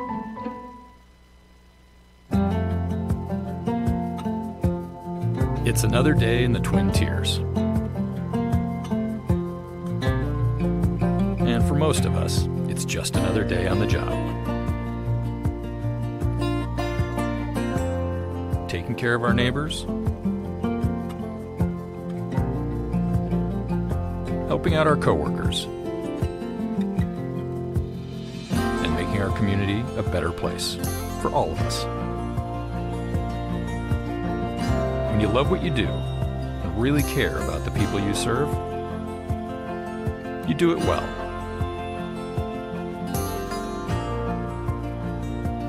It's not for the glory, some big award, or even a pat on the back. It's just knowing that we can count on each other. That's reward enough. Arnett Health. It's what we do.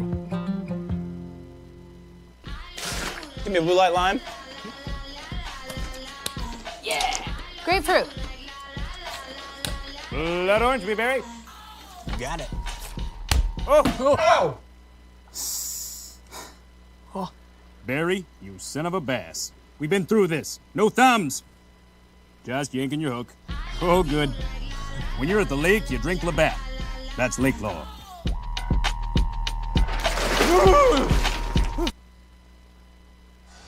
Top of the 5th inning. Welcome back inside Dwyer Stadium. John, we still got a 0-0 game. We do. It's the bottom of the 4th, but yes, we do.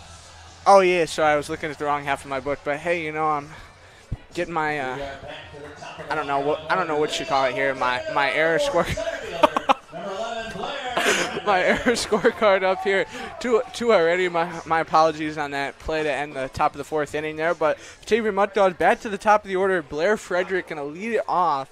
Is Holden Wilder going to be back out for his 4th inning of work. First pitch high and away outside, ball 1. Frederick did have a single back in the top of the 1st to lead off the game back in the bottom of the 1st inning. But obviously after that, the double play really put a quick quiet on that. 1-0 pitch, sails in there for a called strike. 1 ball, 1 strike. Well, 1-1 is now the Pioneers trying to put up another 0. It's been the story of the game so far. 0-0-0, 0-0-0. 0. 1-1 pitch in, swing and a miss as Blair Frederick offering it the high heater from Wilder. Certainly was, and now If you call those 7 digits, that's not going to get you anybody except the operator. 1-2, nobody out. Bottom of the 4th inning. Wilder, home with this one. Hit off the end of the bat and right over to Spencer Marcus waiting on deck. Well, again, you've got an interesting man as Frederick is up here. He has struck out just 8 times on the season in 39 at-bats. So the Pioneers going to be looking to add to that, as that's high and away. Yeah, 2 balls, 2 strikes. Well, this is the inning. We've talked about it before. Holden Wilder struggles in the 4th inning. So it's going to be important for him to get out of this inning and keep on moving. Is now ready with the 2-2 pitch. In there. This one out towards left field. Coming in on it is Jeff Mejia, and Tate's a bounce, and it's going to be a hit. I don't know what exactly was the deal there. You had Mejia, you had Montgomery, Lucini there. But, John, I think that's the first time we could say that the ball in play has really been affected by that sun out there in left field. I believe it has. As that's going to bring up Spencer Marcus, who grounded into a double play, 6-4-3 earlier tonight. Have to see what he can do here. And you have to wonder if because of that, Blair Frederick might be on the move early in the count here. Well, and 2 double plays turned by the Elmira Pioneers defense so far in this game. Frederick has stolen 2 bases on the season. Big swing there. Sorry. It's all good. So Spencer Marcus going to quickly trail 0-1 in the count, and he was down 0-2 in that count in the 1st inning when he did ground into that double play. Marcus, a guy, typically looks at a pitch, maybe swings like he did in that case, but usually in the first case, he's not one of those first pitch contact guys. Well, we'll have to see as the throw over is not in time. Another one of those cases trying to keep the runner honest because maybe they were thinking the same thing you did. You know, runner going to be on the move here with that double play last time up. 0-1, nobody out. Holden Wilder home with the pitch, trying to lay the bunt down. Foul back right to Ben Shore, 0-2. That was not the best bunt that you could have hoped for out of the number 2 man. So now we'll have to see what Wilder does here. Obviously, the bunt is off with 2 strikes.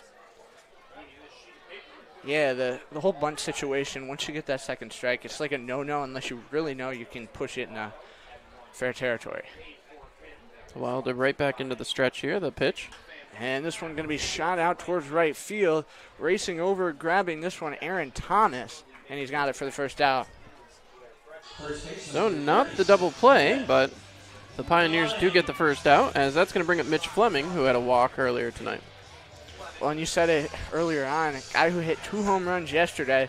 So the Pioneers, if they can get him to put a ball in play here, well, I don't know if they really want him to put a ball in play, but you want a ball that's not going to leave the infield if you get a ball in play. And Holden Wilder's been generating weak contact when he's been generating balls. You saw that one hit out towards right field. Not very hard off the bat. So here we go. Mitch Fleming, digs in, ready to go. Wide stance in the box. And now the pickoff throw down towards first. Not going to be in time to get Blair Frederick.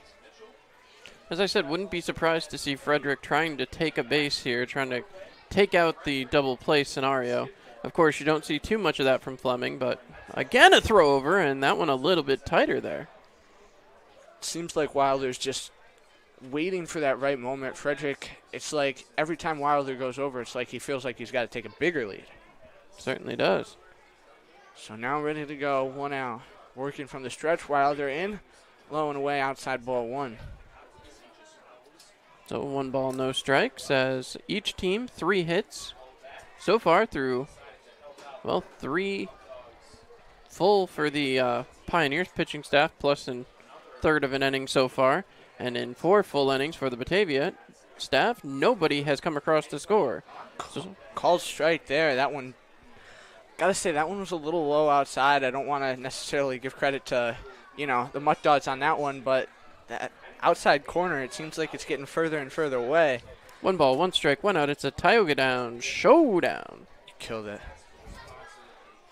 Ready to go Wilder. Tries the pickoff move again and still can't get Frederick over there. The difference between what we saw yesterday with the couple of pickoffs from the Batavia Muckdog staff, those balls seem to go right at the runner, and the glove was just in the right spot as that's fouled away. And Frederick was on the move there. So you got to expect that now. One ball, 2 strikes. I don't know if you really want to get the whole strike them out, throw them out thing going here, but it definitely seems like could be in play depending on what goes down here with Mitch Fleming. Not a guy who's typically the big swing and miss stuff, as Ben Shore and Holden Wilder out there talking things through. Oh, and the consideration has to be whether you pitch out here, I think, is probably the discussion. Holden Wilder, not somebody you want to give I'm sorry, my apologies. Mitch Fleming, not somebody you want to give too many extra chances. Holden Wilder certainly capable, but we'll see what Ben Shore thinks is the best idea, as he just went out and had the huddle with his pitcher. Well, and the rest of the infield didn't come in too, which, was a little bit interesting considering you got both guys, second and short, set up back on the infield dirt. They're in double play formation, hoping to accomplish that and get out of this inning. Ready to go with the 1-2. Wilder quickly with it. Put in play just in front of home plate, third base side. Thrown down to first in time by Ben Shore. Runner going to advance, but they get the sure out at first. So it was a 2-3 put out as Blair Frederick heads to second. And that's going to bring up Cameron Conley as, well, Frederick now stands in scoring position. And Connolly's going to be the man up there. 9 RBIs so far on the season. Flew out to right field to end that first inning after Mitch Fleming walked. That first inning was an interesting one for Batavia. Holden Wilder got off to, you could have said a rocky start, as a swing and a foul tip back out of play.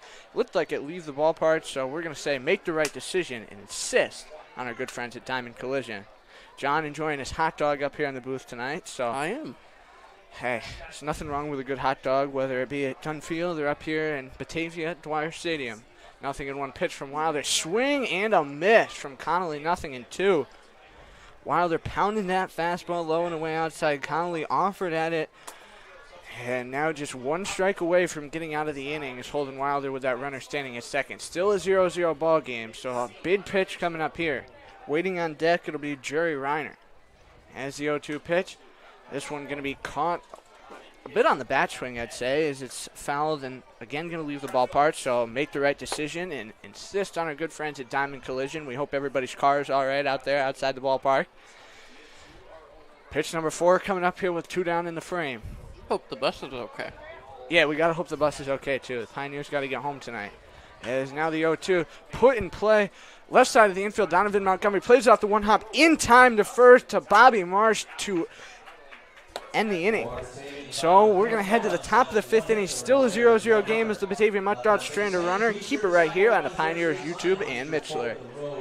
This is Marion Decker, and at the Decker Agency, we've got over 34 years experience in helping our clients get the best insurance coverage possible. We're local and we're trusted. We've built our business on the idea that customers should be treated like family. At the Decker Agency, we offer free quotes and consultations. Our clients can build their coverages to best suit their needs and budget. Please stop into our office at 416 East 14th Street in Elmira Heights or call us at 607-734-1100 to schedule your free consultation today. And like the Marion M. Decker Agency, LLC on Facebook. At the Decker Agency, we help you protect what matters most.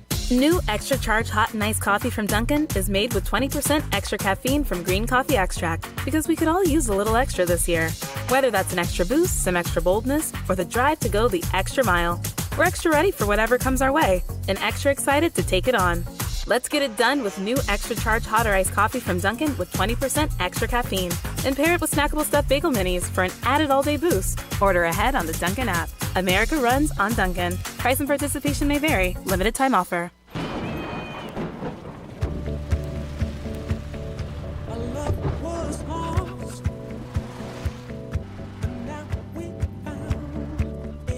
Everything you need when you need it most. Introducing the Toyota Venza with standard all-wheel drive. Toyota, let's go places.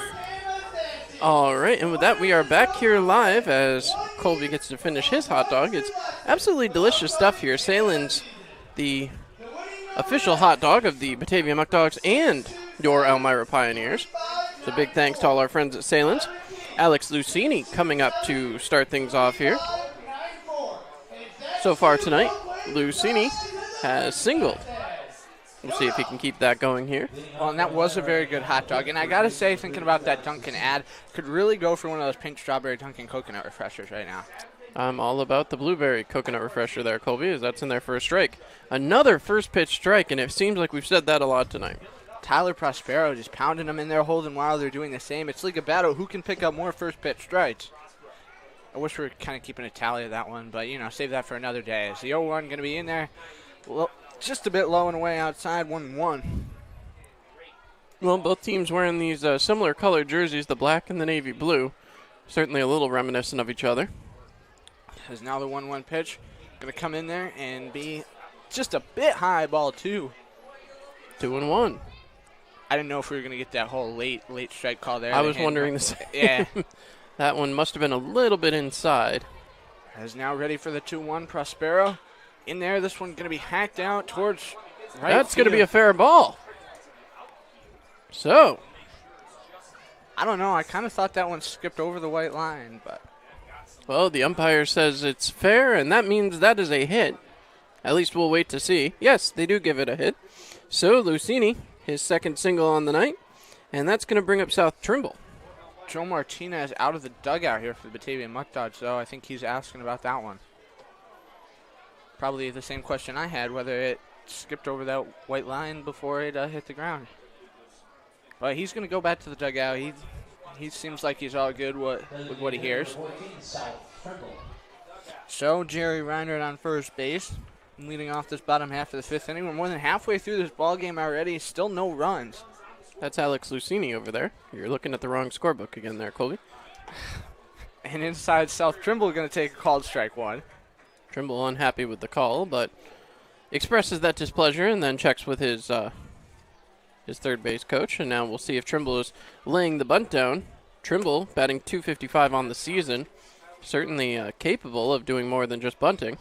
Oh, one swing and a miss there from South Trimble. Took a big hack, ripping that bat off the shoulder. So 0-2 now for Trimble, as not much movement from Lucini. He hasn't had much of a chance to do anything over there at first base.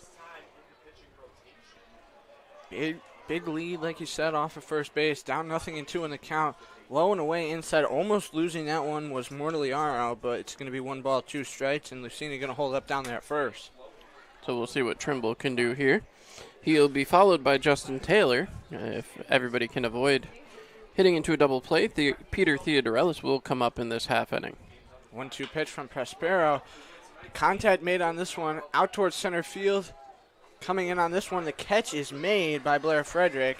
So going to be an F8 for out number 1. As that'll bring up Taylor, who struck out his first time at bat. So Taylor going to swing from the right side, and I can definitely tell your view left better. side. Oh, yeah, I was looking at the window. The window slung to the right side, and, that whole screen thing, the whole budge, definitely gets in the way. Does. Certainly does. But 1 down, runner at first. Prospero going to come home with this one, and this one out towards right field. And catch is going to be made just shy of the foul line by Spencer Marcus. So F9 bat-to-bat flyouts here for the Pioneers. Well, that's going to bring up Peter Theodorelis, who, well, he flew out to the first baseman.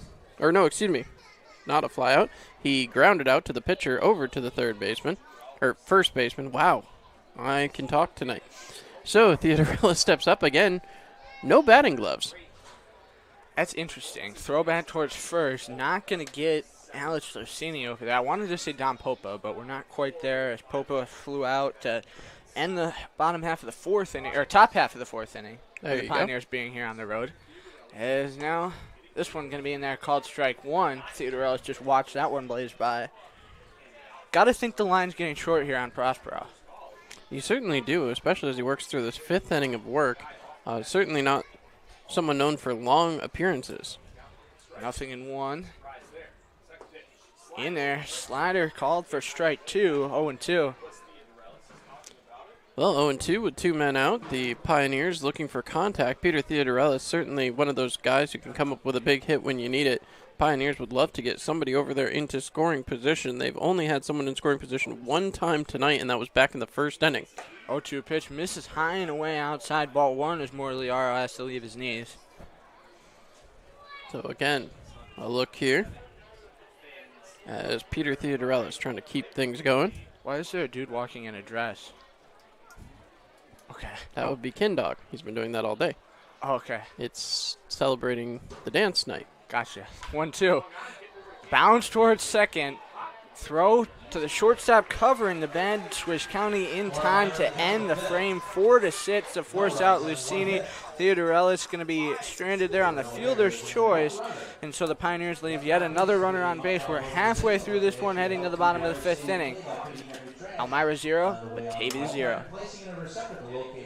Decker. And at the Decker Agency, we've got over 34 years experience in helping our clients get the best insurance coverage possible. We're local and we're trusted. We've built our business on the idea that customers should be treated like family. At the Decker Agency, we offer free quotes and consultations. Our clients can build their coverages to best suit their needs and budget. Please stop into our office at 416 East 14th Street in Elmira Heights or call us at 607-734-1100 to schedule your free consultation today. And like the Marion M. Decker Agency LLC on Facebook, at the Decker Agency, we help you protect what matters most.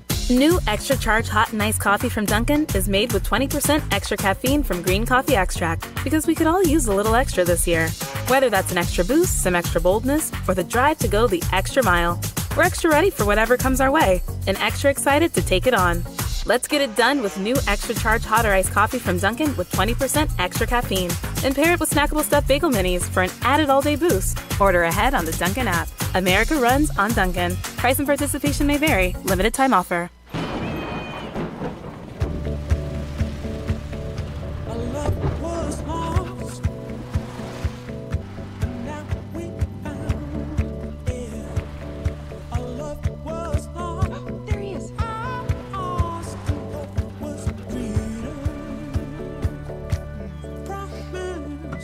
Everything you need when you need it most. Introducing the Toyota Venza with standard all-wheel drive. Toyota, let's go places. Whoa. Well, the lights come on here in the press box as the sun starts to set over the left field fence. Bottom of the 5th inning, and Jerry Reiner going to be leading it off here for the Batavia Muck Dogs. He does have a single on the night already. And was forced out 5-4 on the 5-4-3 double play by Bryce Martiliano, who would be up third in this inning. First pitch sails in there for strike one, and Holden Wilder continuing to impress out there on the mound tonight. 4 innings deep, and working in his 5th here now. As he comes set with the 0-1, this one's going to be sent out towards the right center field gap, and it's going to drop. He's going to race in towards second, standing up, so he's going to have himself a stand-up double. Well, Reinhardt, his second hit of the night, had a single back in the 2nd inning to lead things off, and now has a double here in the bottom of the 5th. That'll bring up Charlie Swakowny, who has struck out looking. It's not like as a hitter you could perfectly place where you're going to send that ball, but he completely split that gap between Popa and Thomas out there. As now Swakowny stepping up. Swakowny ready to go. Runner at second. So the Batavia Muck Dogs have a runner in scoring position as Wilder going to dance off the mound looking back towards second. We've seen this come back to bite Jerry Reinhardt before. He likes to dance around out there, and then the pitcher will move it back and catch him. Trying to lay the bunt down there with Swakowny, but it skipped into foul ground. So the Batavia Muck Dogs are not afraid to lay the bunt down tonight. Not at all. Something they've done quite a bit throughout the first half of the season. Just for their sake, they're trying to keep it in fair territory in this case, but they haven't been able to quite do that here against Holden Wilder in that fastball. 0-1 pitch, lays it in there low and away outside, pulling the bunt back in time with Swakowny, evens up 1 ball, 1 strike. So 1-1 count as the Elmira Pioneers trying to find the first out here in the bottom of the 5th. Does look like there's quite a arrangement of pitchers down there in the bullpen for the Pios, as that came inside apparently 2-1. Well, and that's why it makes you think that the line not going to be too much deeper for both starters. You look down and you see both sides bullpen action. So 2-1 count, runner at second. Still a 0-0 game, 4 hits for both sides, and 2 base runners left down for Batavia, 4 for the Pioneers. Bunt again going to be laid down by Swakowny, and this one going to be not quite good as it rolled over the roof here behind the plate. 2 balls, 2 strikes. It literally rolled up the netting and hit off the roof here at beautiful Dwyer Stadium. Beautiful is definitely the word for it. You see that sunset in the outfield? It's definitely quite the sight. As the 2-2 going to be skipped towards first base. Bobby Marsh going to flip to Holden Wilder. Foot raced over there, and Wilder going to win it out. 3-1 as Jerry Reinert going to advance over to third base and be just 90 feet away. Well, the Muck Dogs now threatening the first run of the ball game as Bruce Mortellaro steps up. He grounded into a double play as last time. Well, and that again was an 0-2. So Holden Wilder's really been getting ahead on these hitters tonight. You mentioned it earlier on, but so many first pitch strikes tonight. You got a lot of those 0-2, those 1-2 counts too, especially in Wilder's case. Reinert going to take that big lead off down at third base. 1 down in the inning. Mortellaro going to swing this one out towards left field. Going to score the first run of the game as Jerry Reinert comes in and crosses the plate. 1-0 Muck Dogs. Well, that is the first run of the game, and it's not what the Pioneers were hoping for here. As that's going to bring up Trey Bacon. The first run of the game finally comes here in the bottom of the 5th, Colby. Well, and it just goes to show the pitchers duel. Both pitchers really on here, but now Holden Wilder going to have to work out of this jam to help himself out. Is Bacon going to try the sacrifice bunt? Holden Wilder going to grab it, throw it towards first to get him in time. 1-3 it goes, but Mortellaro advancing over to second, so the Muck Dogs put yet another runner in scoring position. As now Daniel Burroway heads up. He has flown out to left field tonight. I got to say that sun being down definitely helps. I'm sure it helps the hitters too, helps the fielders. No more sunglasses being worn by anybody, it looks like, out on the field. So we're free of that. The sunset's still looking nice out there in left field. Certainly is. Very beautiful here as, again, with a runner in scoring position. See what Burroway can do here as the pitch from Wilder bounces in. 1 ball, no strikes. Well, and Ben Shore really having to work for that one. Talked about it plenty of times so far this summer, but the Pioneers catchers do a great job out there, making their pitchers look good, keeping the ball in front of them. Now 1-0, Longlet down towards second, can come home with a throw in there, called strike 1, 1 ball, 1 strike, 2 outs. Here in the bottom of the 5th inning, the Pioneers trying to limit the damage to just the 1 run. Trailing 1-0 in this ball game, and the Muck Dogs now outpacing them in the hit department 5-4. This one missing low and away outside by far. 2 balls, 1 strike. Wilder just losing that touch of command he had earlier on with everything. Hasn't even had that one pitch here in this 5th inning that has been consistently finding over that plate, throwing a lot low and away outside particularly, is now the 2-1 going to be fouled back into the netting. Section 106, 2 balls, 2 strikes, 2 outs. A Tioga down, showdown. So Burroway, last strike here is Holden Wilder going to look to get out of this half inning. Hasn't exactly been the inning that he was dreaming for, and with the Pioneers having all that bullpen action, Burroway going to send this one out towards short. Donovan Montgomery going to scoop it up, but he's going to hold it as getting the out. No, not the out at third. Well, instead of throwing the off-balance throw towards first, which could have resulted, of course, in another run coming across, Donovan Montgomery just put that one in his pocket, accepted it, and, well, that's going to bring up the last man in the order, Ethan Saramento. Well, I wasn't sure if he got Mortellaro over there at third base, but, you know, call's safe, so here we go. Infield single for Burroway, and Ethan Saramento, 5-3, he grounded out his first time up, and now going to be in there, ball 1 from Holden Wilder. You hope that one doesn't come back to bite you if you're the Pioneers. As now again. Ready to go with the 1-0, Wilder. This one swung on and fouled as it leaves the ballpark, so 1 ball, no balls, 1 strike. I've got 1 ball, 1 strike, as does the umpire. And there we go, now it's on the scoreboard. So 1 ball, 1 strike, 2 down, and we got to remind you to make the right decision and insist on diamond collision as this one skipped in the dirt. Ben Short playing it off the chest protector, keeping it in front of him on that first base side of the line. 2 balls, 1 strike. So 2-1 count.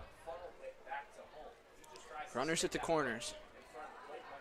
Wilder just not focusing too much on the runners, but just trying to get this last out, get out of the jam. There's a 2-1. Outside, ball 3. Oh, Wilder kind of takes a look as, again, that's one that he has gotten all night long. Well, the ballpark seems a little more quiet here, despite the Mutt Dogs leading in this ball game. As now the 3-1 bounced in the dirt, and the bases are going to be jacked up here with 2 down. Well, the Pioneers not going to be happy about that, as that'll bring up Blair Frederick, who has gone 2 for 2 so far with a pair of singles.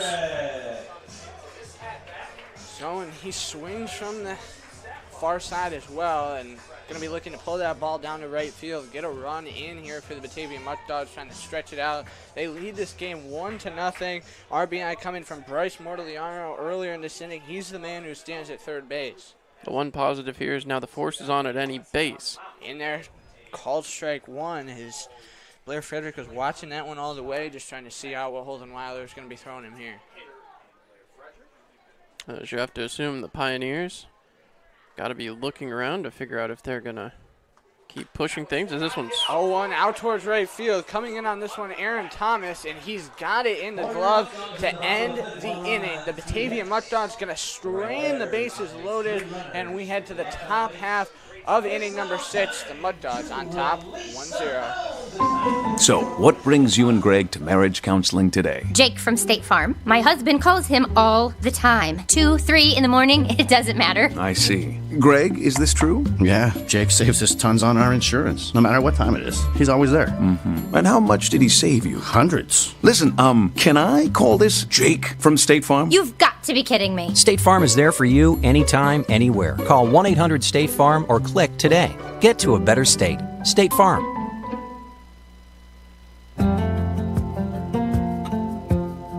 It's another day in the Twin Tiers. And for most of us, it's just another day on the job. Taking care of our neighbors, helping out our coworkers, and making our community a better place for all of us. When you love what you do and really care about the people you serve, you do it well.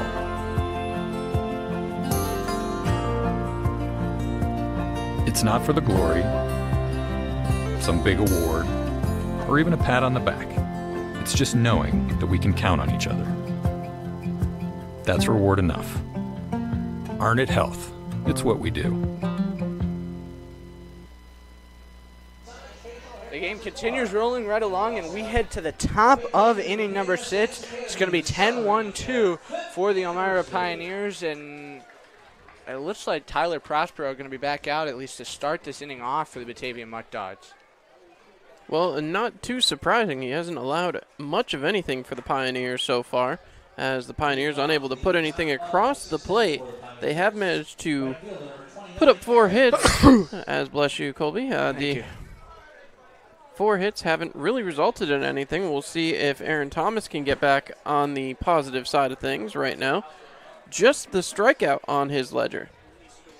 Well, so going to be finishing off the second time through the order here as Prospero, and maybe that was the goal. The kick, the fire in there.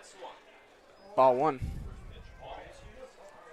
It's all about getting that first man on base, and we'll see if the Pioneers can do that here. And now playing catch-up, the 1-0. Thomas going to send this one out towards left field. Burraway, Swiss County, both going on this one. And it's Burraway who's going to get it called off Swiss County at the last second as he pulled out his glove. So going to be an F7 in foul ground just in front of the fence over there of the Batavia Mutt Dogs bullpen. Well, that means Jeff Mejia will come up. Mejia, he has flown out to right field and grounded out to the first baseman. Scoreboard finally clears out there on the count, and they pop in Jeff Mejia's number. Batavia Mutt Dogs bullpen looking a little bit more quiet out there right now. Prospero takes that stutter step towards first, and now Mejia trying to lay the bunt down. Prospero going to race off the mound, but he's going to grab the infield single here on the bunt. So he's going to be on base here with 1 down. Infield single as Jeff Mejia willing to play some small ball. And you can't really ask for anything more than that. Down 1-0 in this ball game. Not really making those hard hits off Prospero here. If you can get a little something like that going, then could bode well for the rest of your order if Prospero starts to push, especially with those low outside pitches like he has typically when the Pioneers have had runners on base so far in this game. First, and now towards home, takes the step, fires it in there, low and away outside ball 1. So Montgomery is up now. See what he can do here as he has grounded out to the third baseman and struck out looking here tonight. Looking on, and now the 1-0 caught off the end of the bat, back behind the plate. 1 ball, 1 strike, 1 out, another Tioga down showdown. Well, it's the top of the 6th inning, so we are almost through 2/3 of this game, unbelievably, as this one has just flown, Colby. Certainly has been a very quick game as the 1-1 Montgomery on the infield. Coming in, Connolly, Fleming both there. Who's going to grab it? It'll be Fleming calling off Connolly, and that's going to be the second out. A P4 over there is Connolly coming a long way to get that one. First baseman number 25, Bobby Marsh. As Bobby Marsh comes up, he has a double and a ground out to second. Still got that runner in first base, and Jeff Mejia laid down the bunt. First pitch he saw, grabbed an infield single as a result of it. Hasn't been able to move since. 5 hits apiece for both sides. Trailing 1-0. Bobby Marsh going to pull the bat back off his shoulder, send this one out towards center field. Blair Frederick going to snail it in the glove, and that strands Jeff Mejia at first for the Pioneers. So Elmira still trailing in this game 1-0. Let's go, bottom of the 6th. Give me a blue light lime. Yeah! Grapefruit. Blood orange, me berry. Got it. Oh! Oh! Barry, you son of a bass. We've been through this. No thumbs. Just yanking your hook. Oh, good. When you're at the lake, you drink Labatt. That's lake law. Hi, this is Marion Decker, and at the Decker Agency, we've got over 34 years' experience in helping our clients get the best insurance coverage possible. We're local and we're trusted. We've built our business on the idea that customers should be treated like family. At the Decker Agency, we offer free quotes and consultations. Our clients can build their coverages to best suit their needs and budget. Please stop into our office at 416 East 14th Street in Elmira Heights or call us at 607-734-1100 to schedule your free consultation today. And like the Marion M. Decker Agency, LLC on Facebook. At the Decker Agency, we help you protect what matters most. New Extra Charge Hot and Iced Coffee from Dunkin' is made with 20% extra caffeine from green coffee extract, because we could all use a little extra this year. Whether that's an extra boost, some extra boldness, or the drive to go the extra mile, we're extra ready for whatever comes our way and extra excited to take it on. Let's get it done with new Extra Charge Hot or Iced Coffee from Dunkin' with 20% extra caffeine. And pair it with snackable stuffed bagel minis for an added all-day boost. Order ahead on the Dunkin' app. America runs on Dunkin'. Price and participation may vary. Limited time offer. Bottom of the 6th inning, and Holden Wilder going to come back out here for the Elmira Pioneers. 2-3-4 going to be up in the order for the Batavia Mutt Dogs, leading in this game 1-0. Bottom of the 5th inning, it was Bryce Martellaro singling in Jerry Reiner after his double, and then Holden Wilder managed to work out of that jam in the 5th inning, had the bases loaded, but was able to escape it. Spencer Marcus 6-4-3 double play back in the 1st inning and flew out to right field in the 4th inning. So the Batavia Mutt Dogs continuing to roll through the order. This is their 3rd time through after Blair Frederick started that trip in the bottom of the 5th inning, flying out to right field to end that frame and the threat for the Mutt Dogs. So Marcus ready to go. Dids in as Wilder comes set, fires this one in there, ball 1. Spencer Marcus leads this Batavia Mutt Dogs team in RBIs with 22. Is now Wilder going to come in with the 1-0, hits off his glove, skips to the right side of the mound, still has time to recover, throws it in time. 1-3 as Bobby Marsh caught the far outside corner of the bag. And danced off it to try to make sure he didn't get run over, as the throw was a little bit offline there. You like those dance references tonight, don't you? It's dance night. Got to have some fun with it. Well, I've really seen a lot of good showings from the dance team out there tonight. It's been very impressive. And Mitch Fleming dancing up to the plate here with this funky groove. Well, and he's got his different walk-up song here tonight. Trying to change him up here a little bit on dance night. Guess the Batavia Muckdogs having some fun as while they're in there. Fleming going to swing at this first pitch out towards left field. This one going to be fouled. Looks like that one stayed in the ballpark, so 0-1 with one out. And the base is empty here for the Muckdogs. Much to the pleasure of Holden Wilder as the 0-1. This one going to stay in the ballpark. This one, it looks like it's going to be in fair territory. Now curve foul, and they're going to say it was just over that foul line in right field, so going to be 0-2. Don't forget to stay with us at the end of this half inning as we'll have another look around the out-of-town scoreboard. We love the out-of-town scoreboard. Got to keep an eye on those other rivals here in Western Division. I see your fist pump there, and I bet I know what it's about. Bet you do. No balls, 2 strikes, 1 man down. Waiting on deck, it'll be Cameron Connolly. This Batavia Muckdogs lineup here in, well, the beginning stages hasn't really had too much success. You got Blair Frederick up there at the top with 2 singles, but the 2-3-4 here for Batavia struggling a little bit tonight against Wilder. High outside ball 1-2.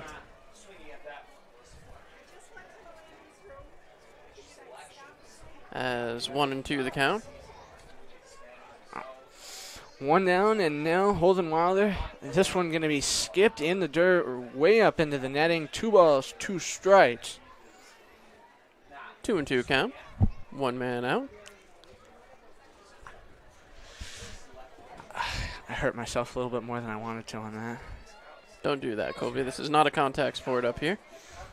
Well, it could be. We could definitely make it one. It's 2-2. A little bit high, ball 3.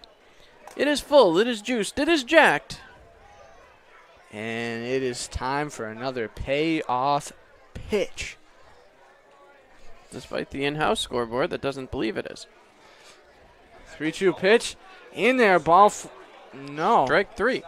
Well, he sold it. He threw his bat away, had me even. But, you know, that late strike call again. A beautiful pitch there from Holden Wilder as the Pioneers get the second out here in the inning. So Cameron Connolly 0-2 on the day. Quickly in the box, ready to go. Called strike 1. No doubt on that one, 0-1. Another fastball there from Holden Wilder. Throwing that off-speed stuff, just trying to keep these Batavia hitters off guard as he nears the end of his night. Skipped in the dirt, picking up a little bit there. 1 ball, 1 strike.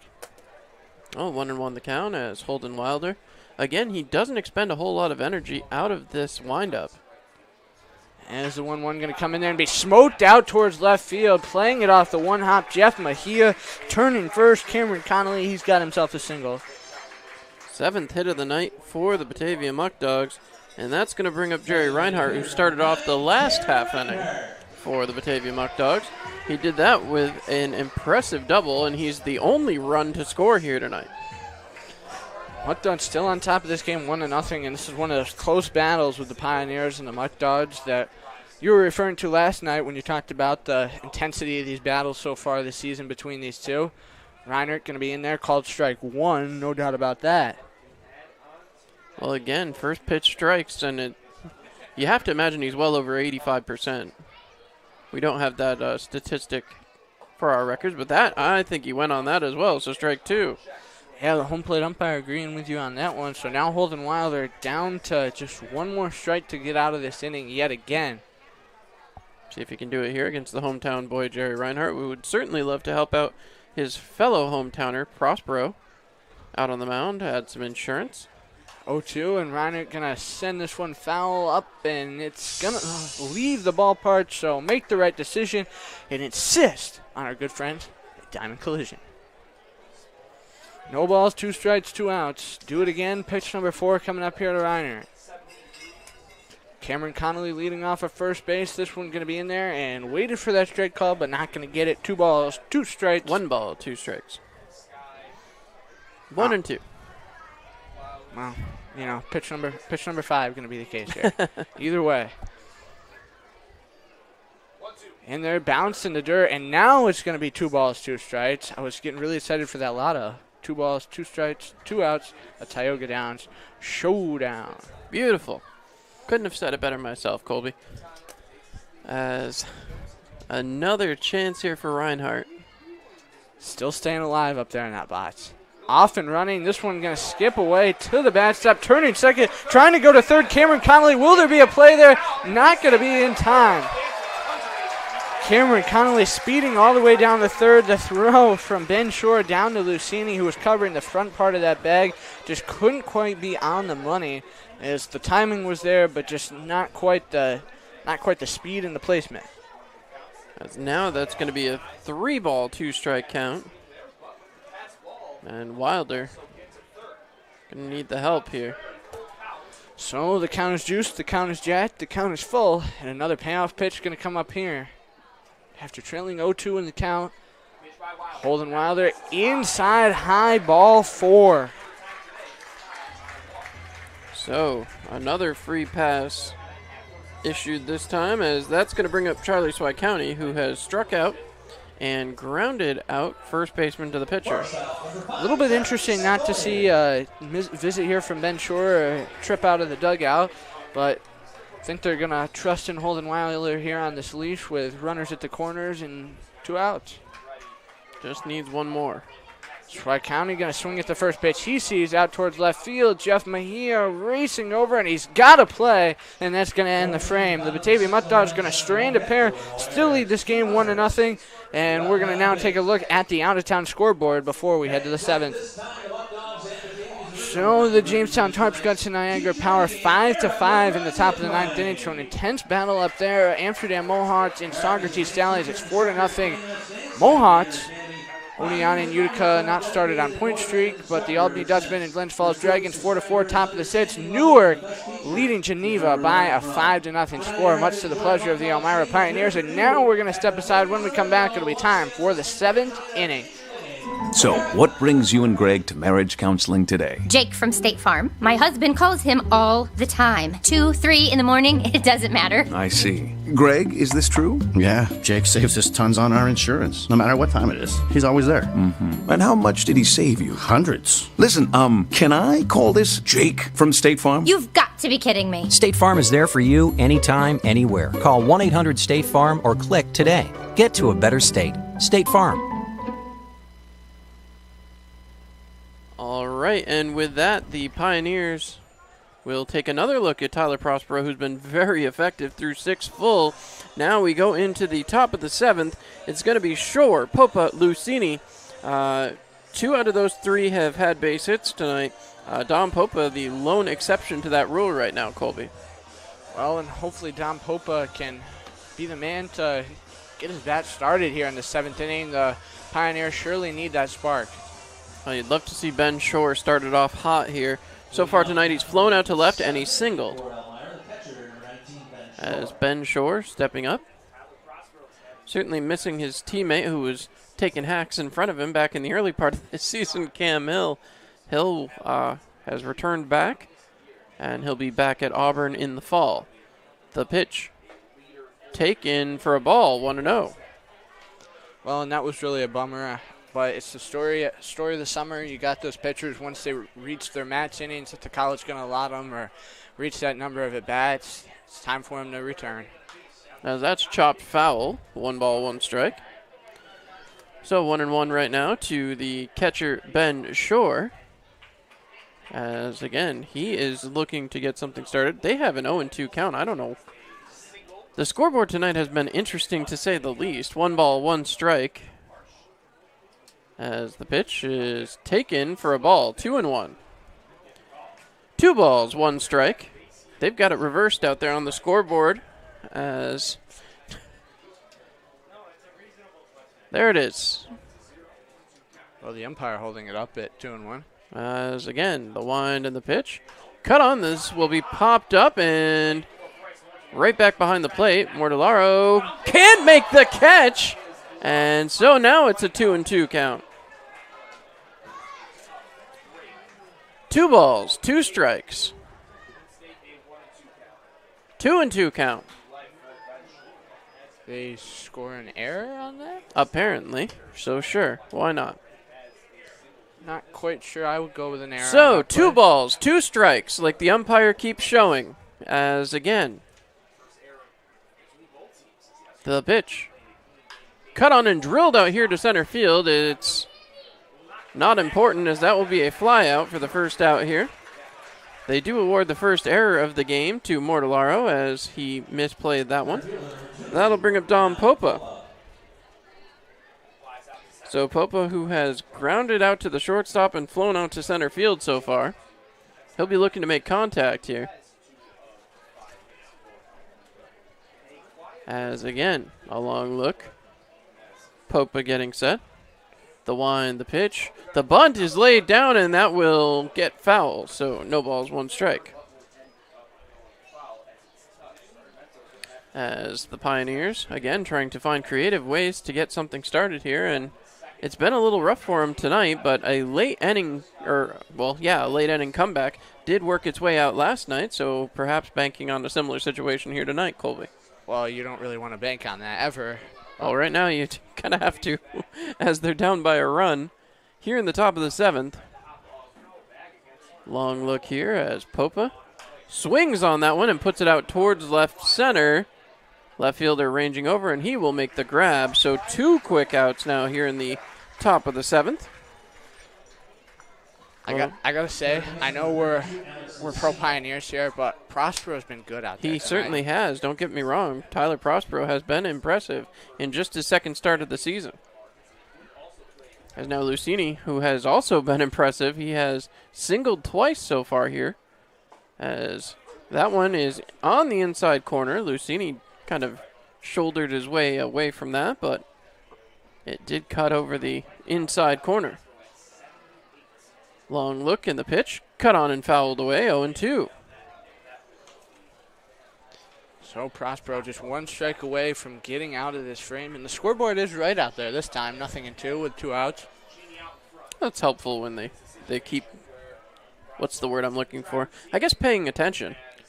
As the pitch taken, that'll be a ball a little bit high. 1 ball, 2 strikes. Still do want to ask about that error awarded to Mortellaro behind the plate. It hit off his glove. It fell down. I guess I understand it, but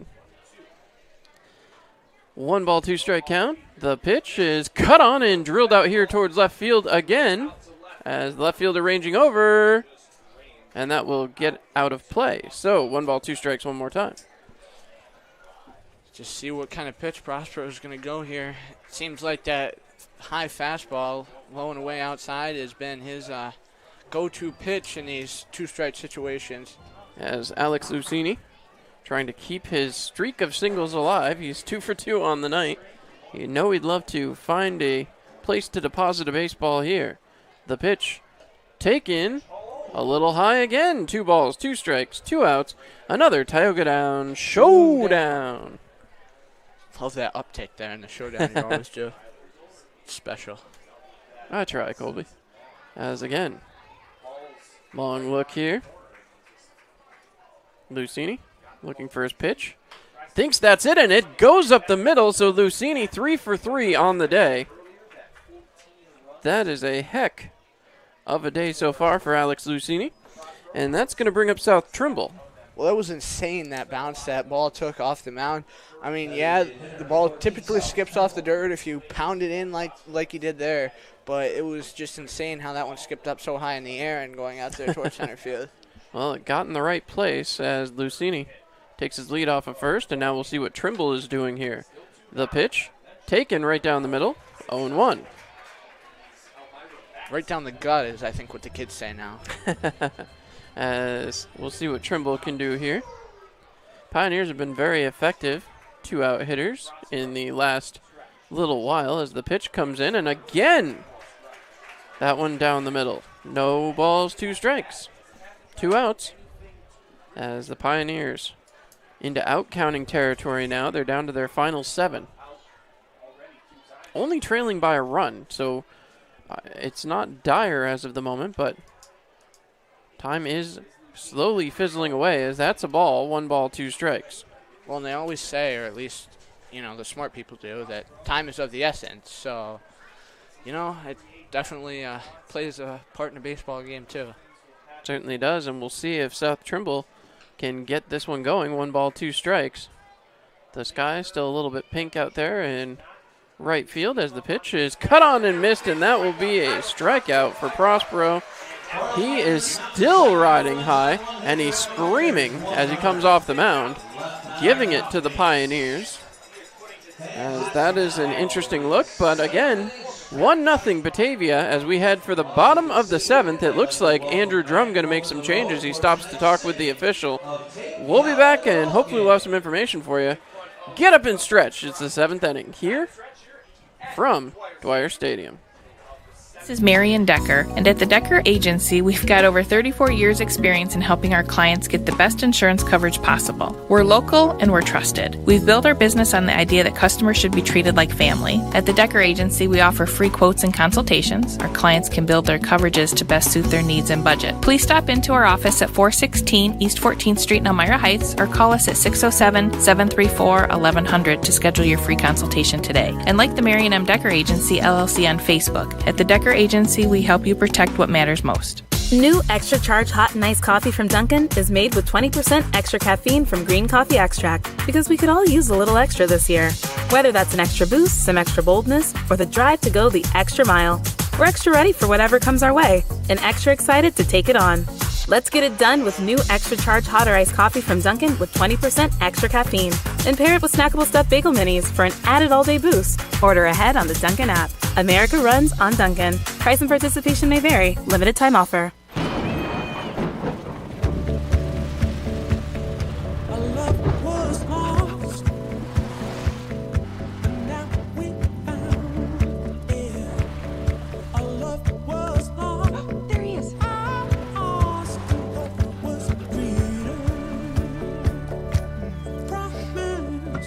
Everything you need when you need it most. Introducing the Toyota Venza with standard all-wheel drive. Toyota, let's go places.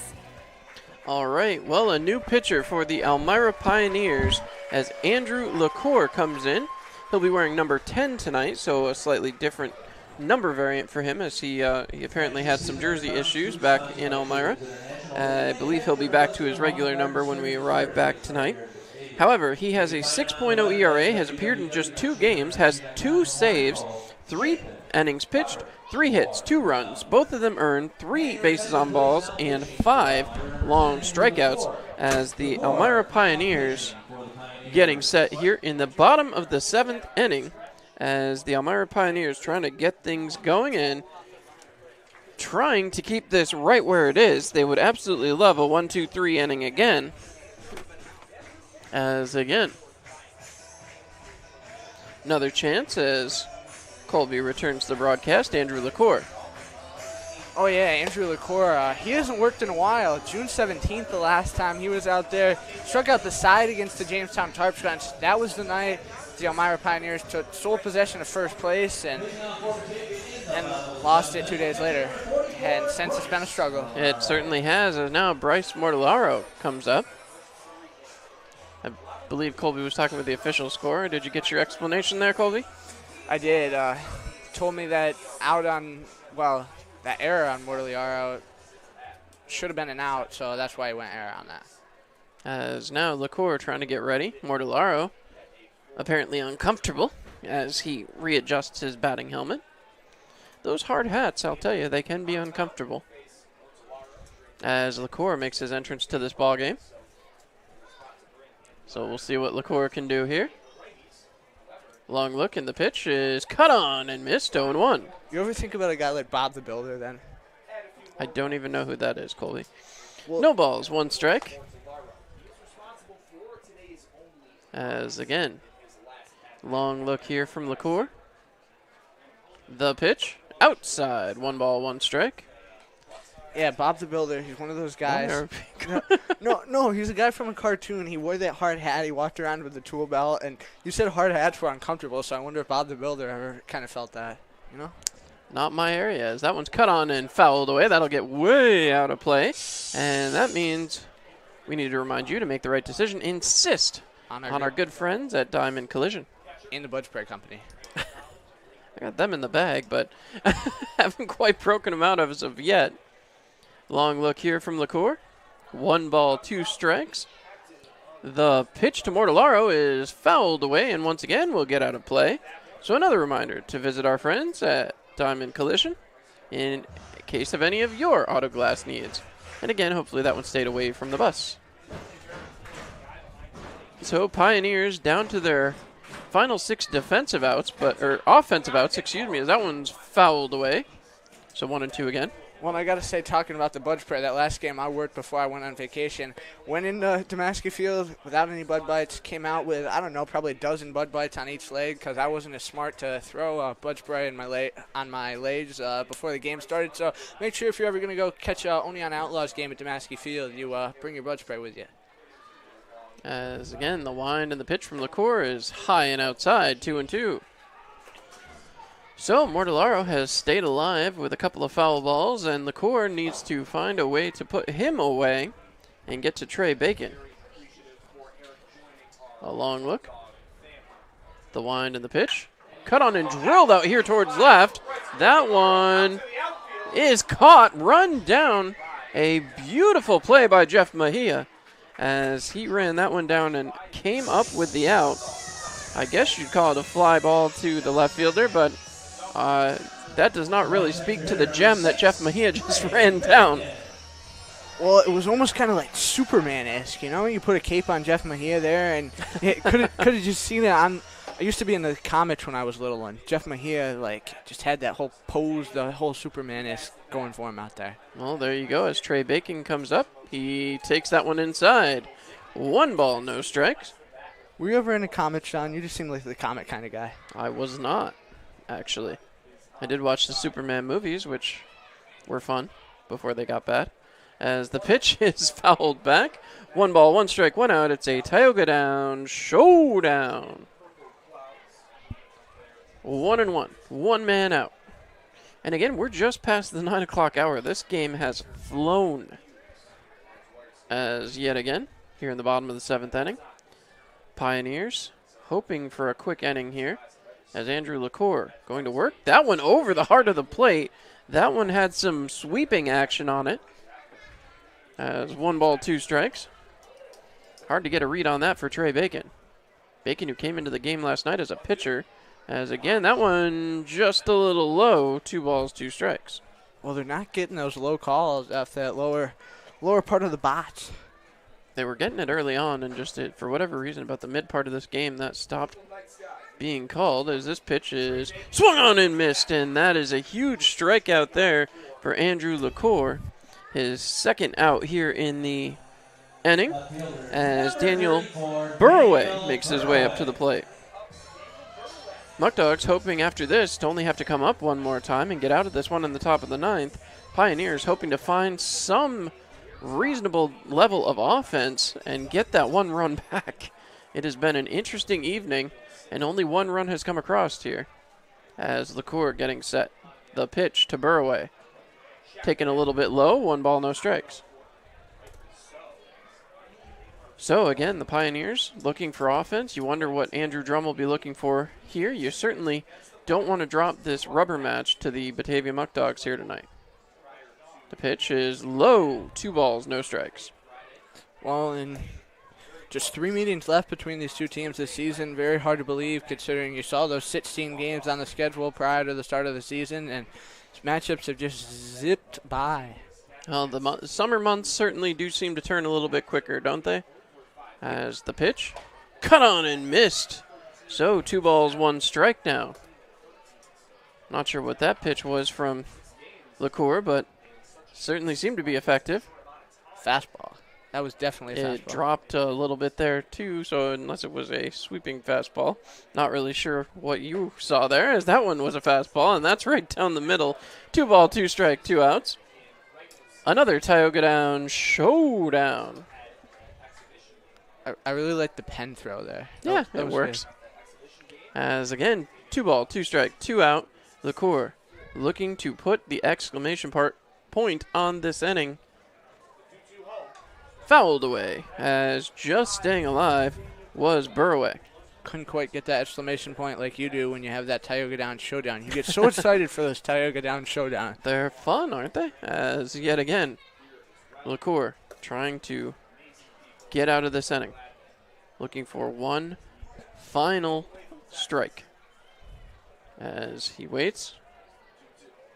Long look in at Burroway.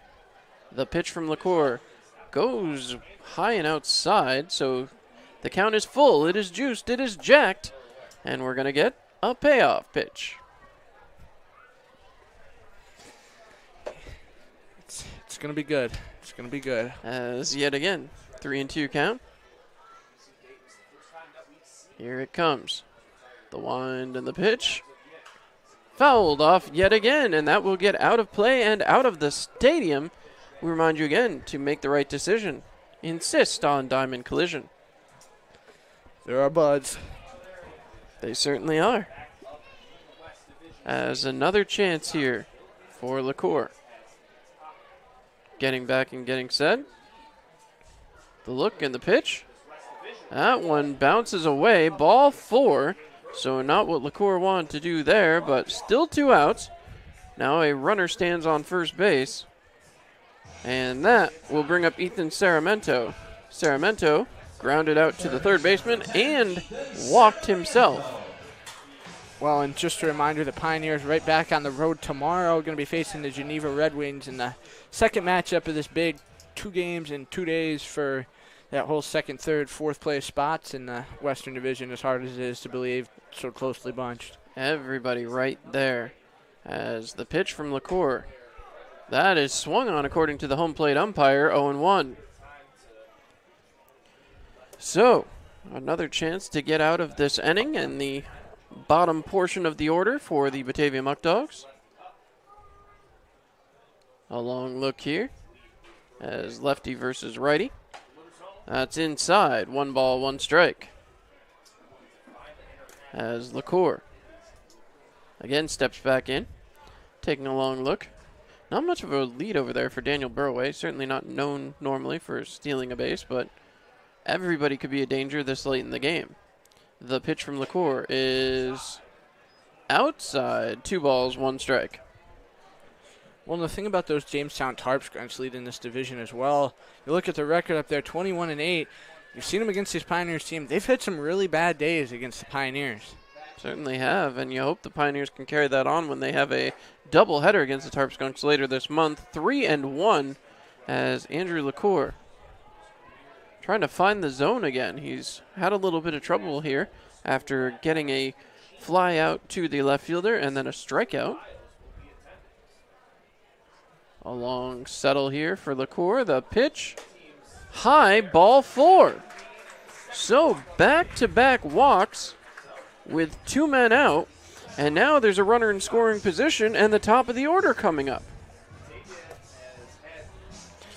Yeah, this is not the way Andrew LaCour wanted to come in here, and Ben Shore going to walk out and talk to him a little bit here. I don't think there's a better time, too. You got that fly out, you got that strikeout, and now Eugene Barber will head out from the dugout as well and have a little talk. First, I wasn't sure who that was because I couldn't quite see, but, you know, glad you can. Got that good seat, buddy. Well, Eugene Barber has made the trip along with the Pioneers, and he's in there to talk to the entire infield as only the shortstop and second baseman are keeping themselves out of this huddle. Everybody looks satisfied with the conversation. Fist bumps all around. And we give ourselves a fist bump. Yeah. We'll do one here in the broadcast booth, too. So, 2 outs as LaCour will go right back to work here. Just 1 out away from getting out of this inning. And then in the 8th inning, the Pioneers going to send up 8, 9, 10 in the order. Well, and they need to get something going. You hope they can add in and get Jeff Mejia to the plate as well if anyone is to reach.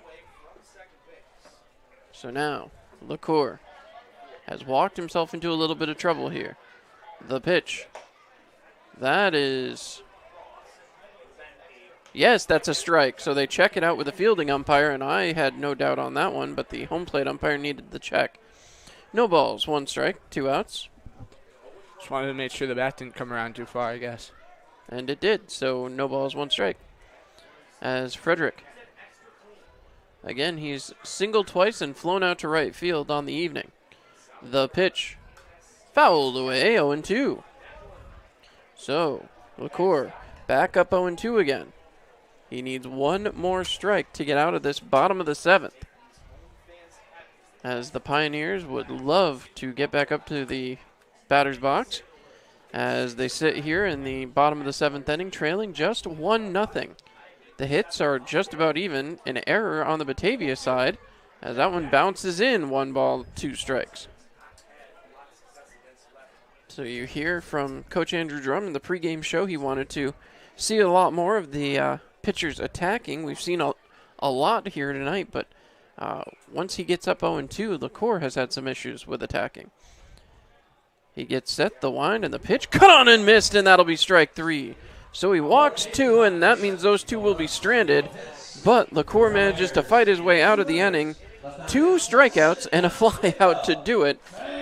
We will be back here on Mixlr.com, your home for Pioneers action all season long.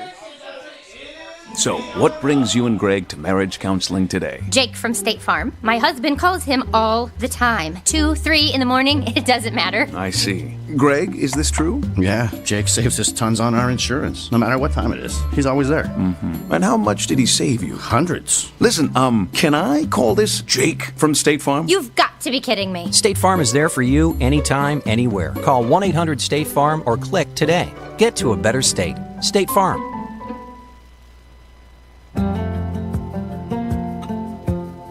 It's another day in the Twin Tiers.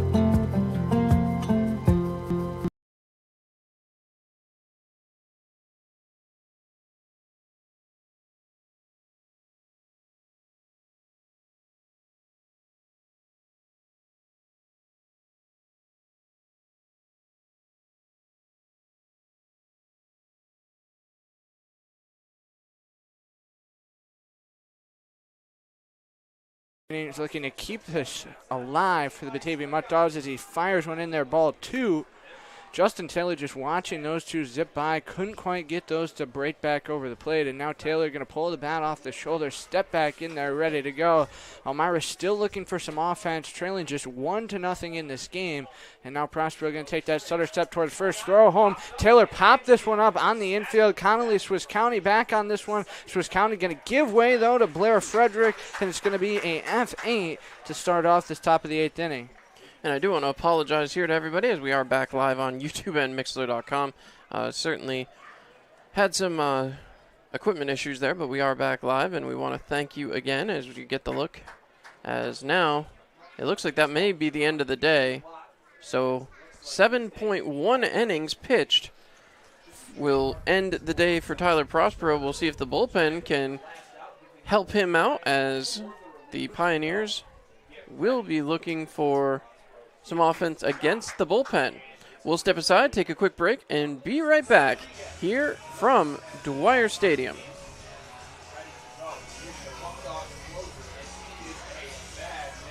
My husband calls him all the time. 2, 3 in the morning, it doesn't matter. I see. Greg, is this true? Yeah, Jake saves us tons on our insurance. No matter what time it is, he's always there. Mm-hmm. And how much did he save you? Hundreds. Listen, can I call this Jake from State Farm? You've got to be kidding me. State Farm is there for you anytime, anywhere. Call 1-800-STATE-FARM or click today. Get to a better state. State Farm.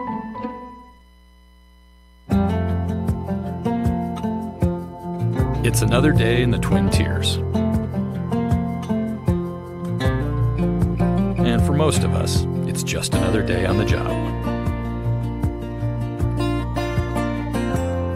Taking care of our neighbors, helping out our coworkers, and making our community a better place for all of us. When you love what you do and really care about the people you serve, you do it well.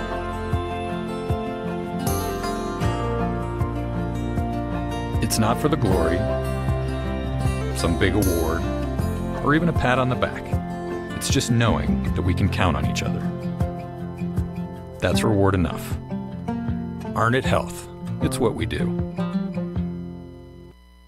All right, another new pitcher into the ball game.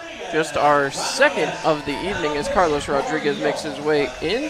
As Rodriguez, a 1.15 ERA, 2 wins, 1 loss, 9 games he's appeared in, 15.1 or 15.2 innings pitched, 4 hits, 4 runs, 2 of them earned, bases on balls 12, but strikeouts 33.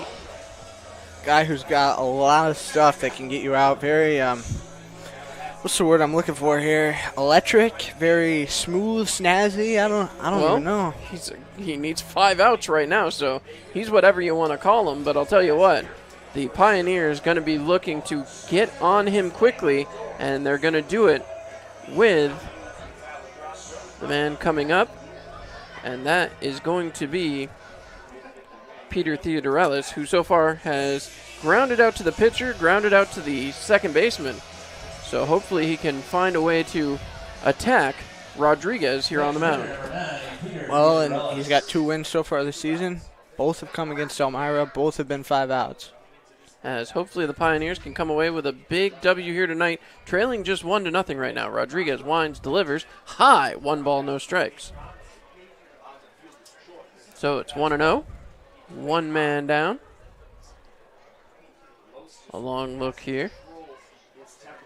The pitch from Rodriguez is taken for a strike. 1 ball, 1 strike, 1 out. It's a Tioga Down showdown. As now again, the wind and the pitch. Taken for a strike, and I don't know. That looked like one Peter Theodorelis could have done something with. Aaron Thomas will be the next man up. If Peter Theodorelis can do something here.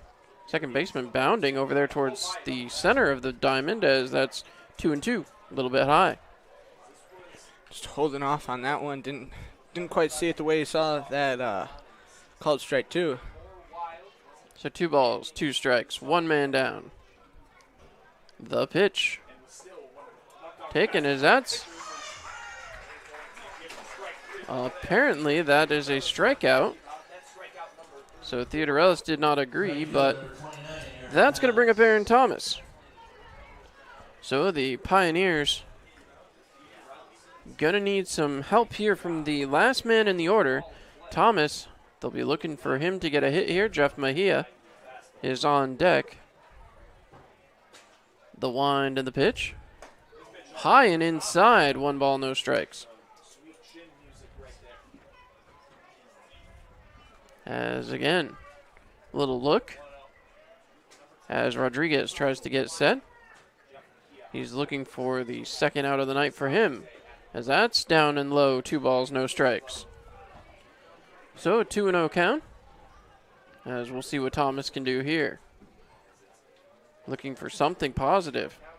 The pitch, cut on and fouled. That will get way out of play, as again, we remind you to make that right decision. Insist on diamond collision.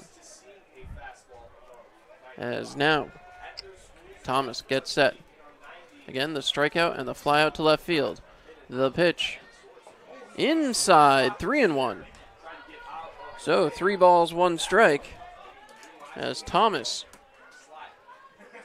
could work a walk here maybe if he gets one more that's a little wild. Rodriguez seemed to have some trouble with placement, as that one is cut on and missed. So that'll be 3 balls, 2 strikes. The count is full, it is juiced, it is jacked, and we're going to see a payoff pitch. I think that one might have been out in the other batter's box, so Thomas was expecting one right down the middle. Rodriguez just seems to be a little wild here. The pitch taken high, and that will be a walk. So it's a 2-out walk for Thomas, as that's going to bring up Jeff Mejia.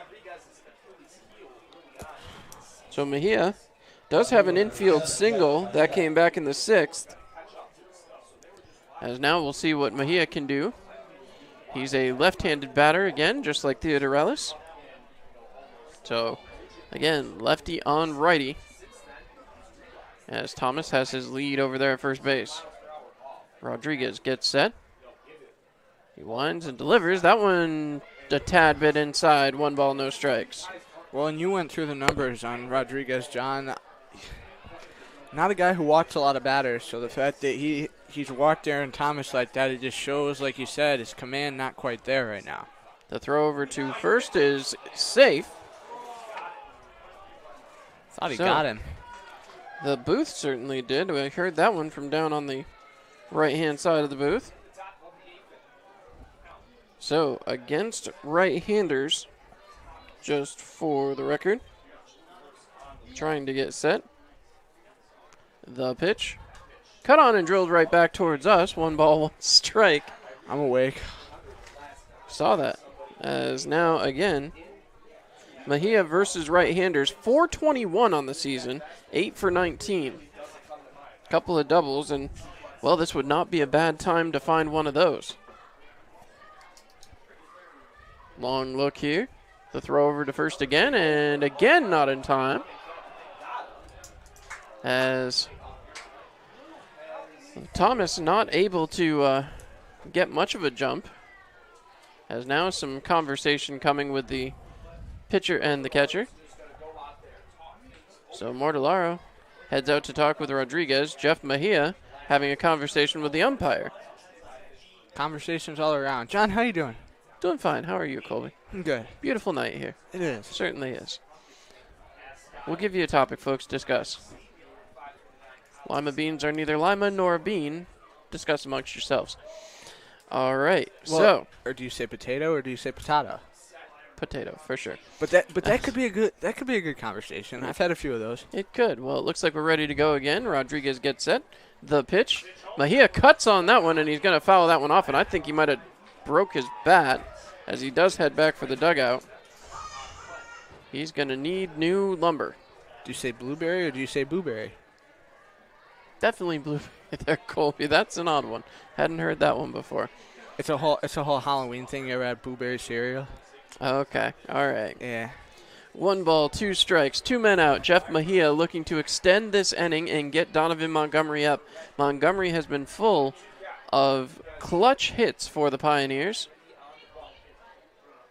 as they trail by 1 right now. If Mejia can get on base, this would be huge. The pitch, that is high, and the runner stands on second base after a stolen base. Now 2 balls, 2 strikes, 2 outs, and that's another Tioga Down showdown. I would go a wild pitch on that advancement. I was a little concerned it had hit Jeff Mejia, but he appeared to have kept himself away. So, 2 balls, 2 strikes, 2 men down. Mejia looking to make contact here with a runner in scoring position now. If he can, the Pioneers could tie this game up. The pitch from Rodriguez. Cut on, and that does make contact, but it gets out and into the parking lot. So again, we remind you to make the right decision.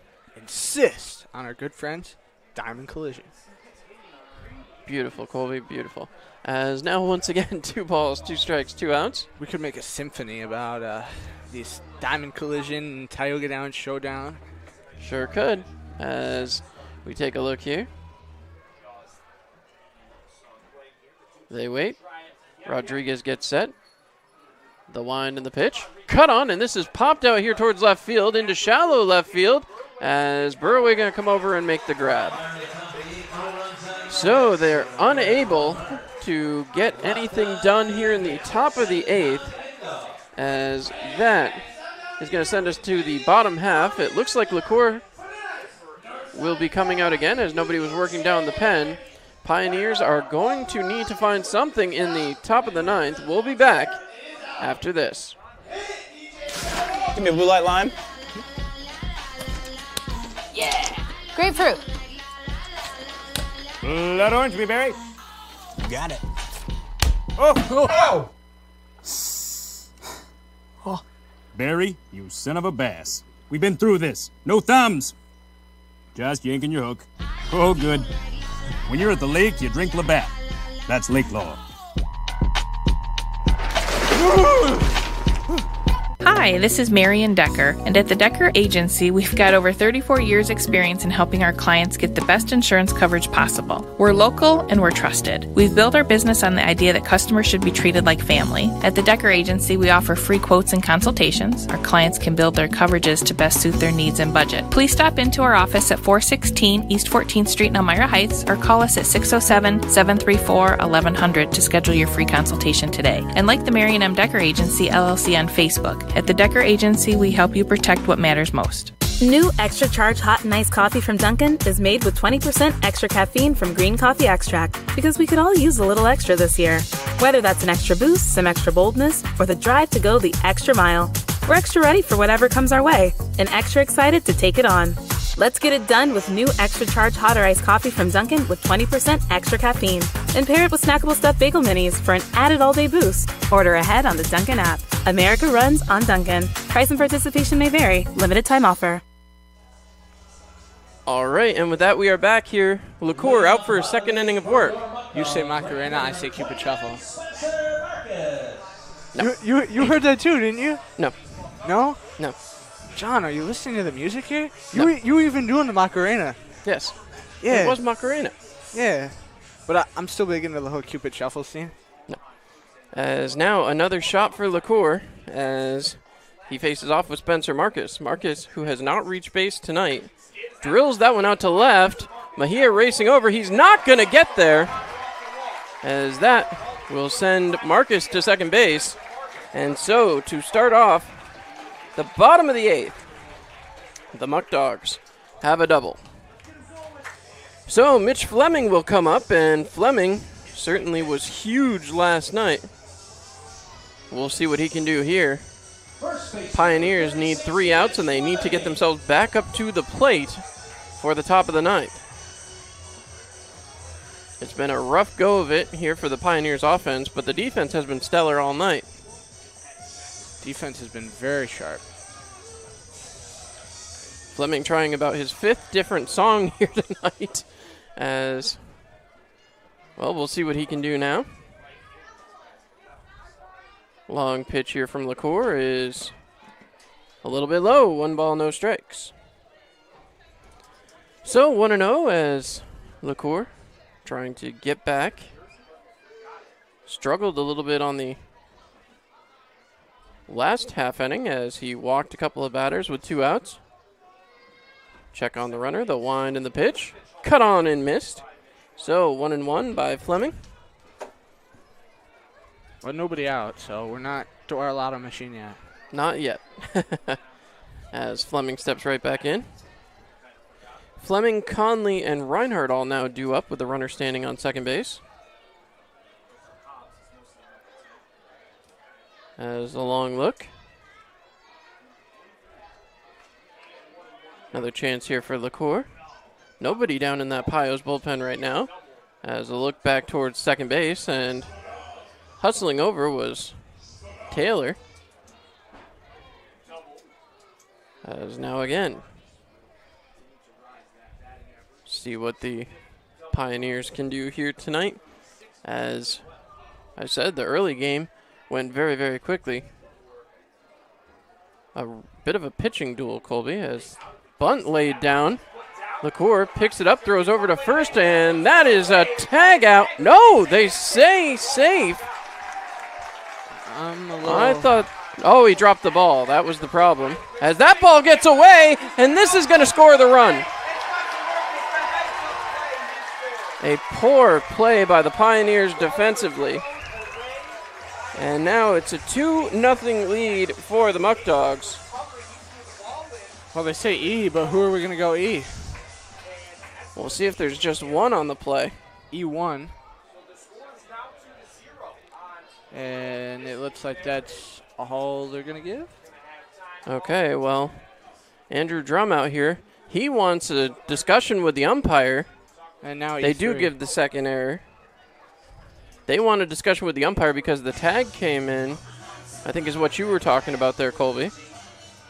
So we'll see what happens here.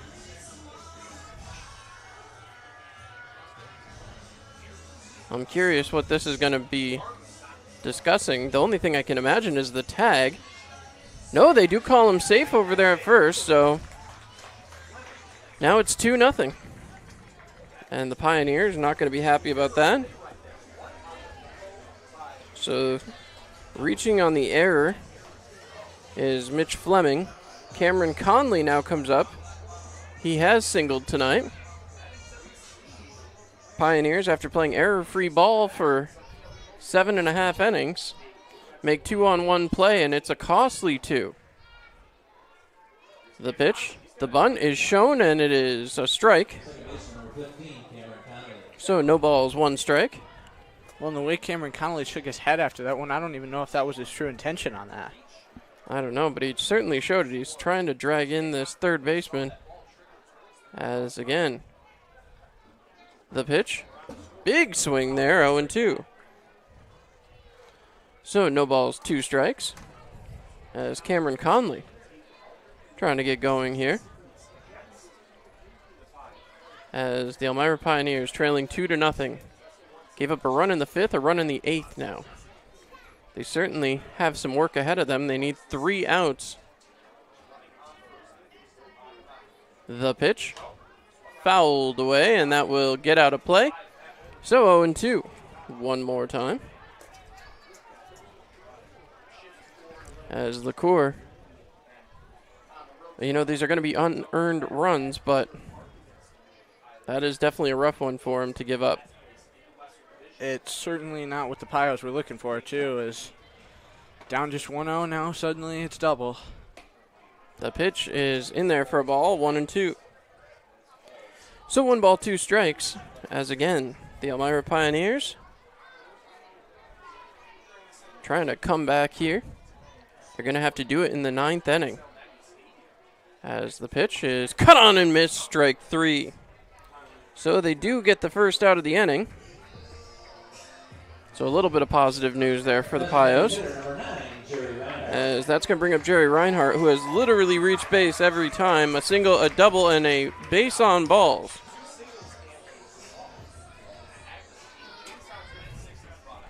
As again, single, a double, a base on balls, and now we'll see if he can reach base this time. As a long look, LaCour would love to get a ground ball here if he could. High, 1 ball, no strikes. So it's 1-0. Pios trying to find their way through this one here. A long look. Check over on the runner. The pitch from LaCour is fouled back. 1 ball, 1 strike, 1 out. And Colby, that takes us to another Tiger Down showdown. Perfect. 1 ball, 1 strike, 1 man down. Well, the Pioneers are going to have 2, 3, 4 up in the top of the 9th inning, but it's been a struggle up and down the lineup. They got 6 hits in this game, but none of them have really been, you know, lights out kind of hits. As that's in there for a strike, 1-2.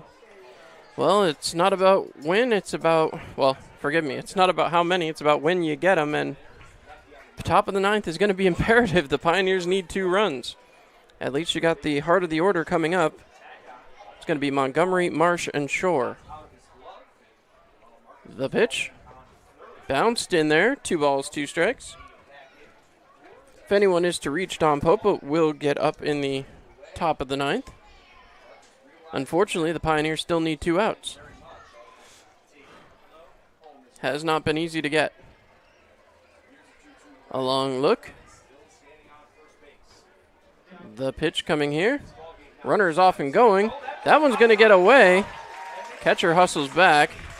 So a full count. It is full. It is juiced. It is jacked. And that means we're going to get another payoff pitch. There's times now I sit and I watch, whether it be the Cubs, the Mets, anybody in MLB, and we get to a 3-2 count, and I'm sitting there saying to myself, it's juice, it's jacked, it's everything. As now again, another chance here for Jerry Reinhardt. Getting set. The pitch. And ball 4 is given. So 1 out. As now there's runners at first and second base. Still no one warming in the pen. That's a bit of a risque move. You would think, as Swy County comes up here. So Swy County stepping back in. See what LaCour does. He settles in. A long look. And the pitch. High. 1 ball, no strikes. So it's 1-0. 1 ball, no strikes. 1 man down here, Colby, as the Pioneers looking for 2 outs. This again. Long look. LaCour gets set. The pitch. Cut on and missed. 1 ball, 1 strike, 1 out. Another Tioga down, showdown. Interesting. As here we go one more time. LaCour gets set. Long look in. The pitch. In there, first strike, 1-2. So 2 strikes yet again, as the Pioneers have gotten here before. Swy County takes a look. Long look in here from Andrew LaCour. The pitch.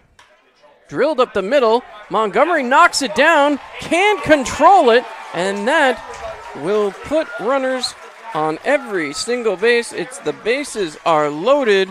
We'll see what they do give the error this time to Montgomery. So after playing error-free ball for most of the night, the Pioneers now have 3 of them. Just in this 8th inning. As that's going to bring up Bruce Mortellaro.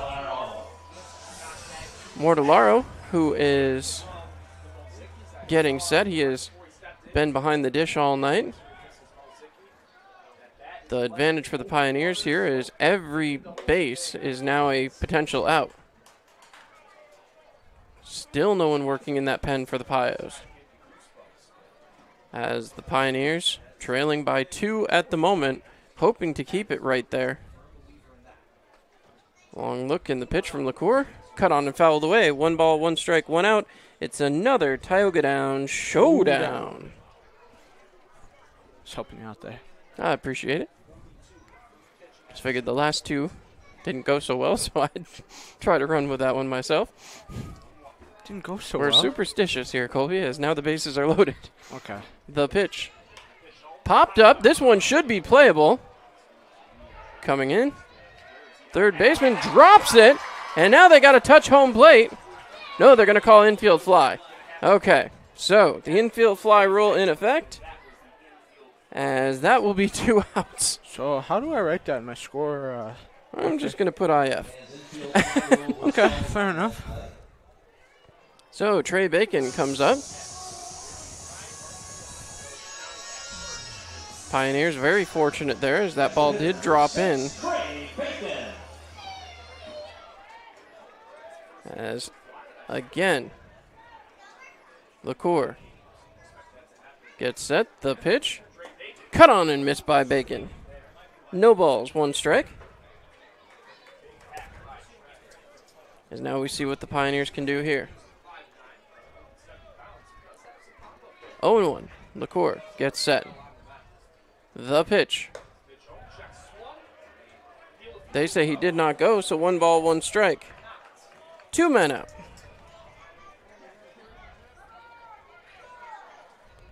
One ball, 1 strike, 2 men out. As Bacon trying to keep this inning alive, trying to add some insurance for the Muck Dogs. The pitch. Cut on and fouled back. 1 ball, 2 strikes. So LaCour trying to dot this inning, finish it off. As Andrew LaCour getting set. He takes a look, the wind, the pitch. In there for strike 3, the punch out looking, and that will send us to the top of the 9th. Bases are left loaded, and the Pioneers coming up to the plate. We'll be back with the top of the 9th inning. You're listening to Pioneers Baseball here on Mixlr.com. So, what brings you and Greg to marriage counseling today? Jake from State Farm. My husband calls him all the time. 2, 3 in the morning, it doesn't matter. I see. Greg, is this true? Yeah, Jake saves us tons on our insurance. No matter what time it is, he's always there. Mm-hmm. And how much did he save you? Hundreds. Listen, can I call this Jake from State Farm? You've got to be kidding me. State Farm is there for you anytime, anywhere. Call 1-800-STATE-FARM or click today. Get to a better state. State Farm.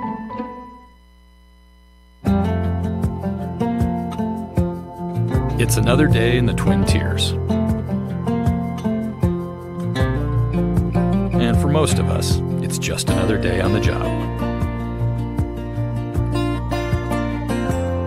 Taking care of our neighbors, helping out our coworkers, and making our community a better place for all of us. When you love what you do and really care about the people you serve, you do it well.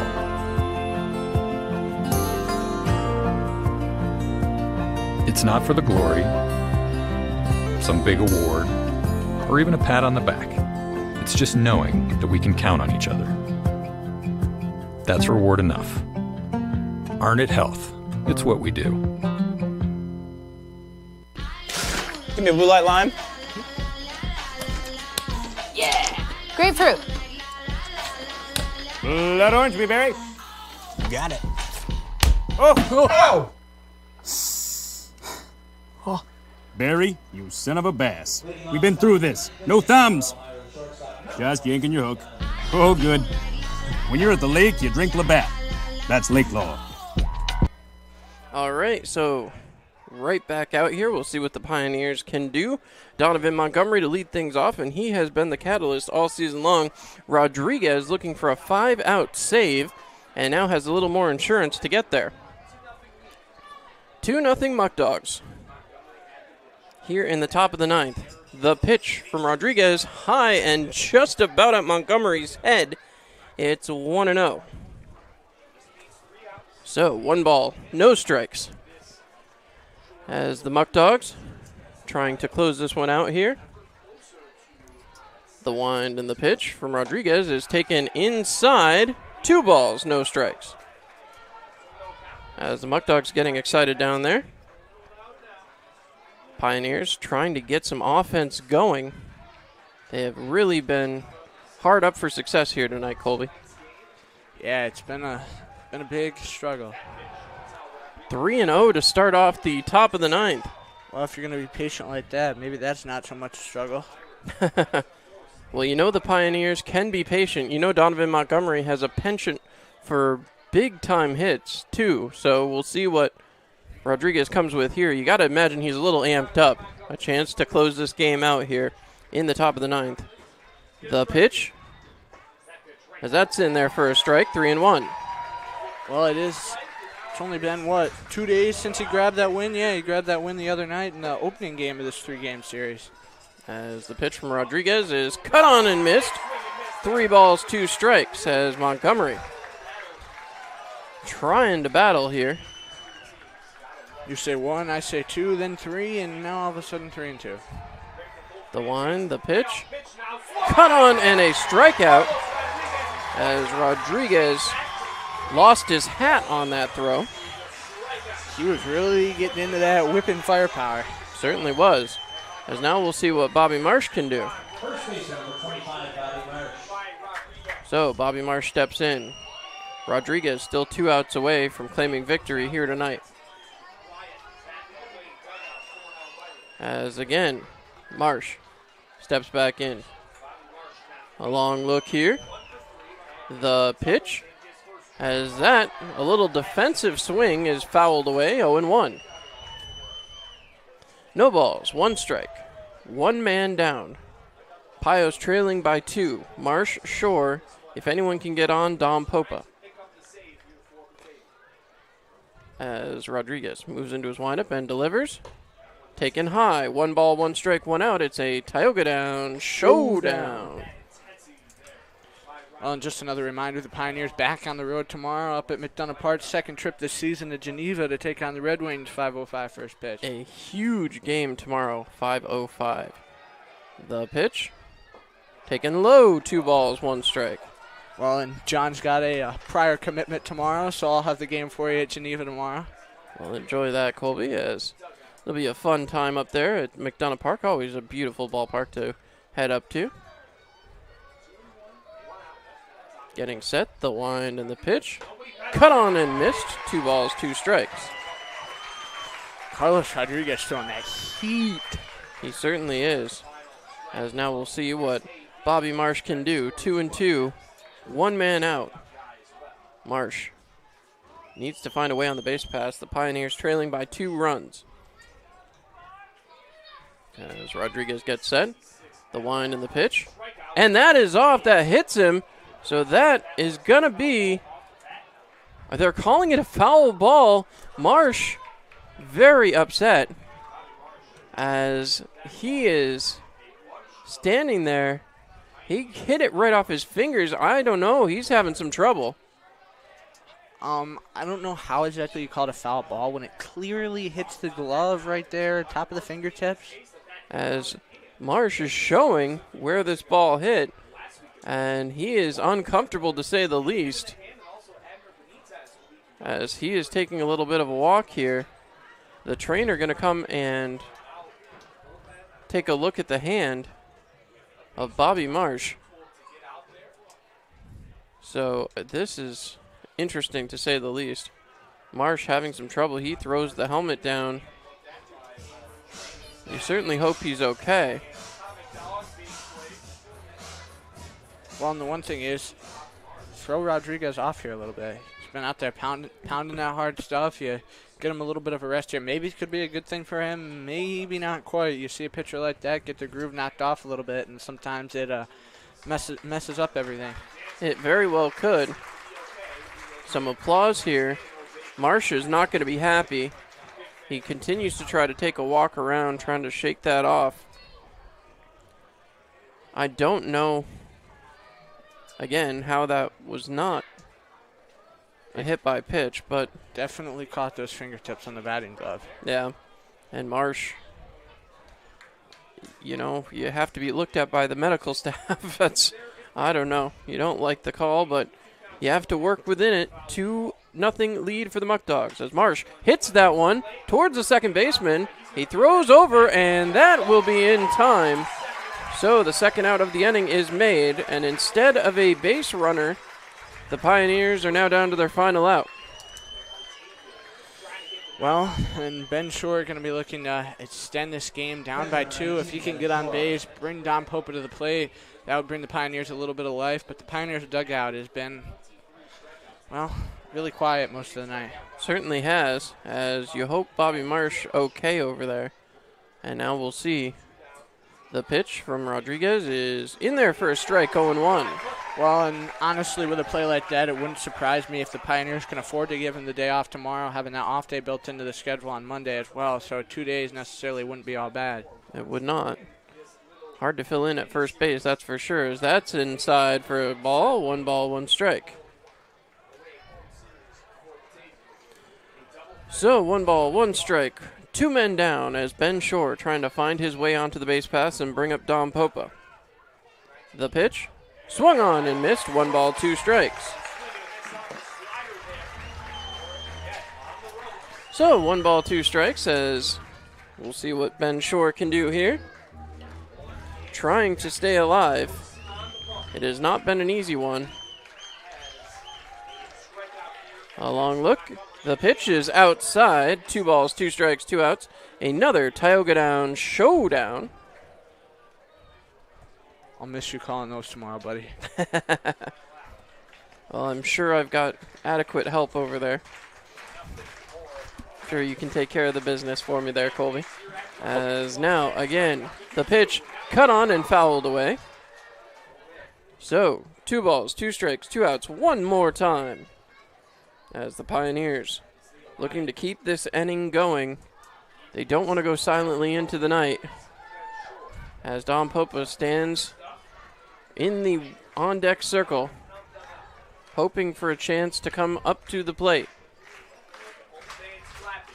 Ben Shore gets set. Taking a long look. Rodriguez winds, delivers, cut on and fouled away, as that was almost a defensive swing there for Shore.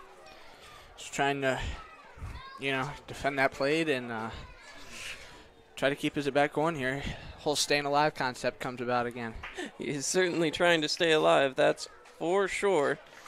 As now again, Ben Shore trying to keep this inning going. Would love to bring up Dom Popa here.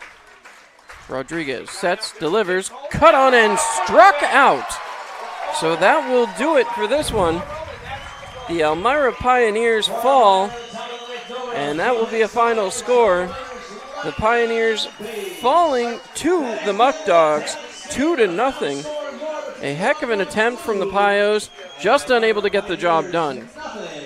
So 2-0 at the end of the game, and the Elmira Pioneers will head for Geneva, needing a W tomorrow, Colby.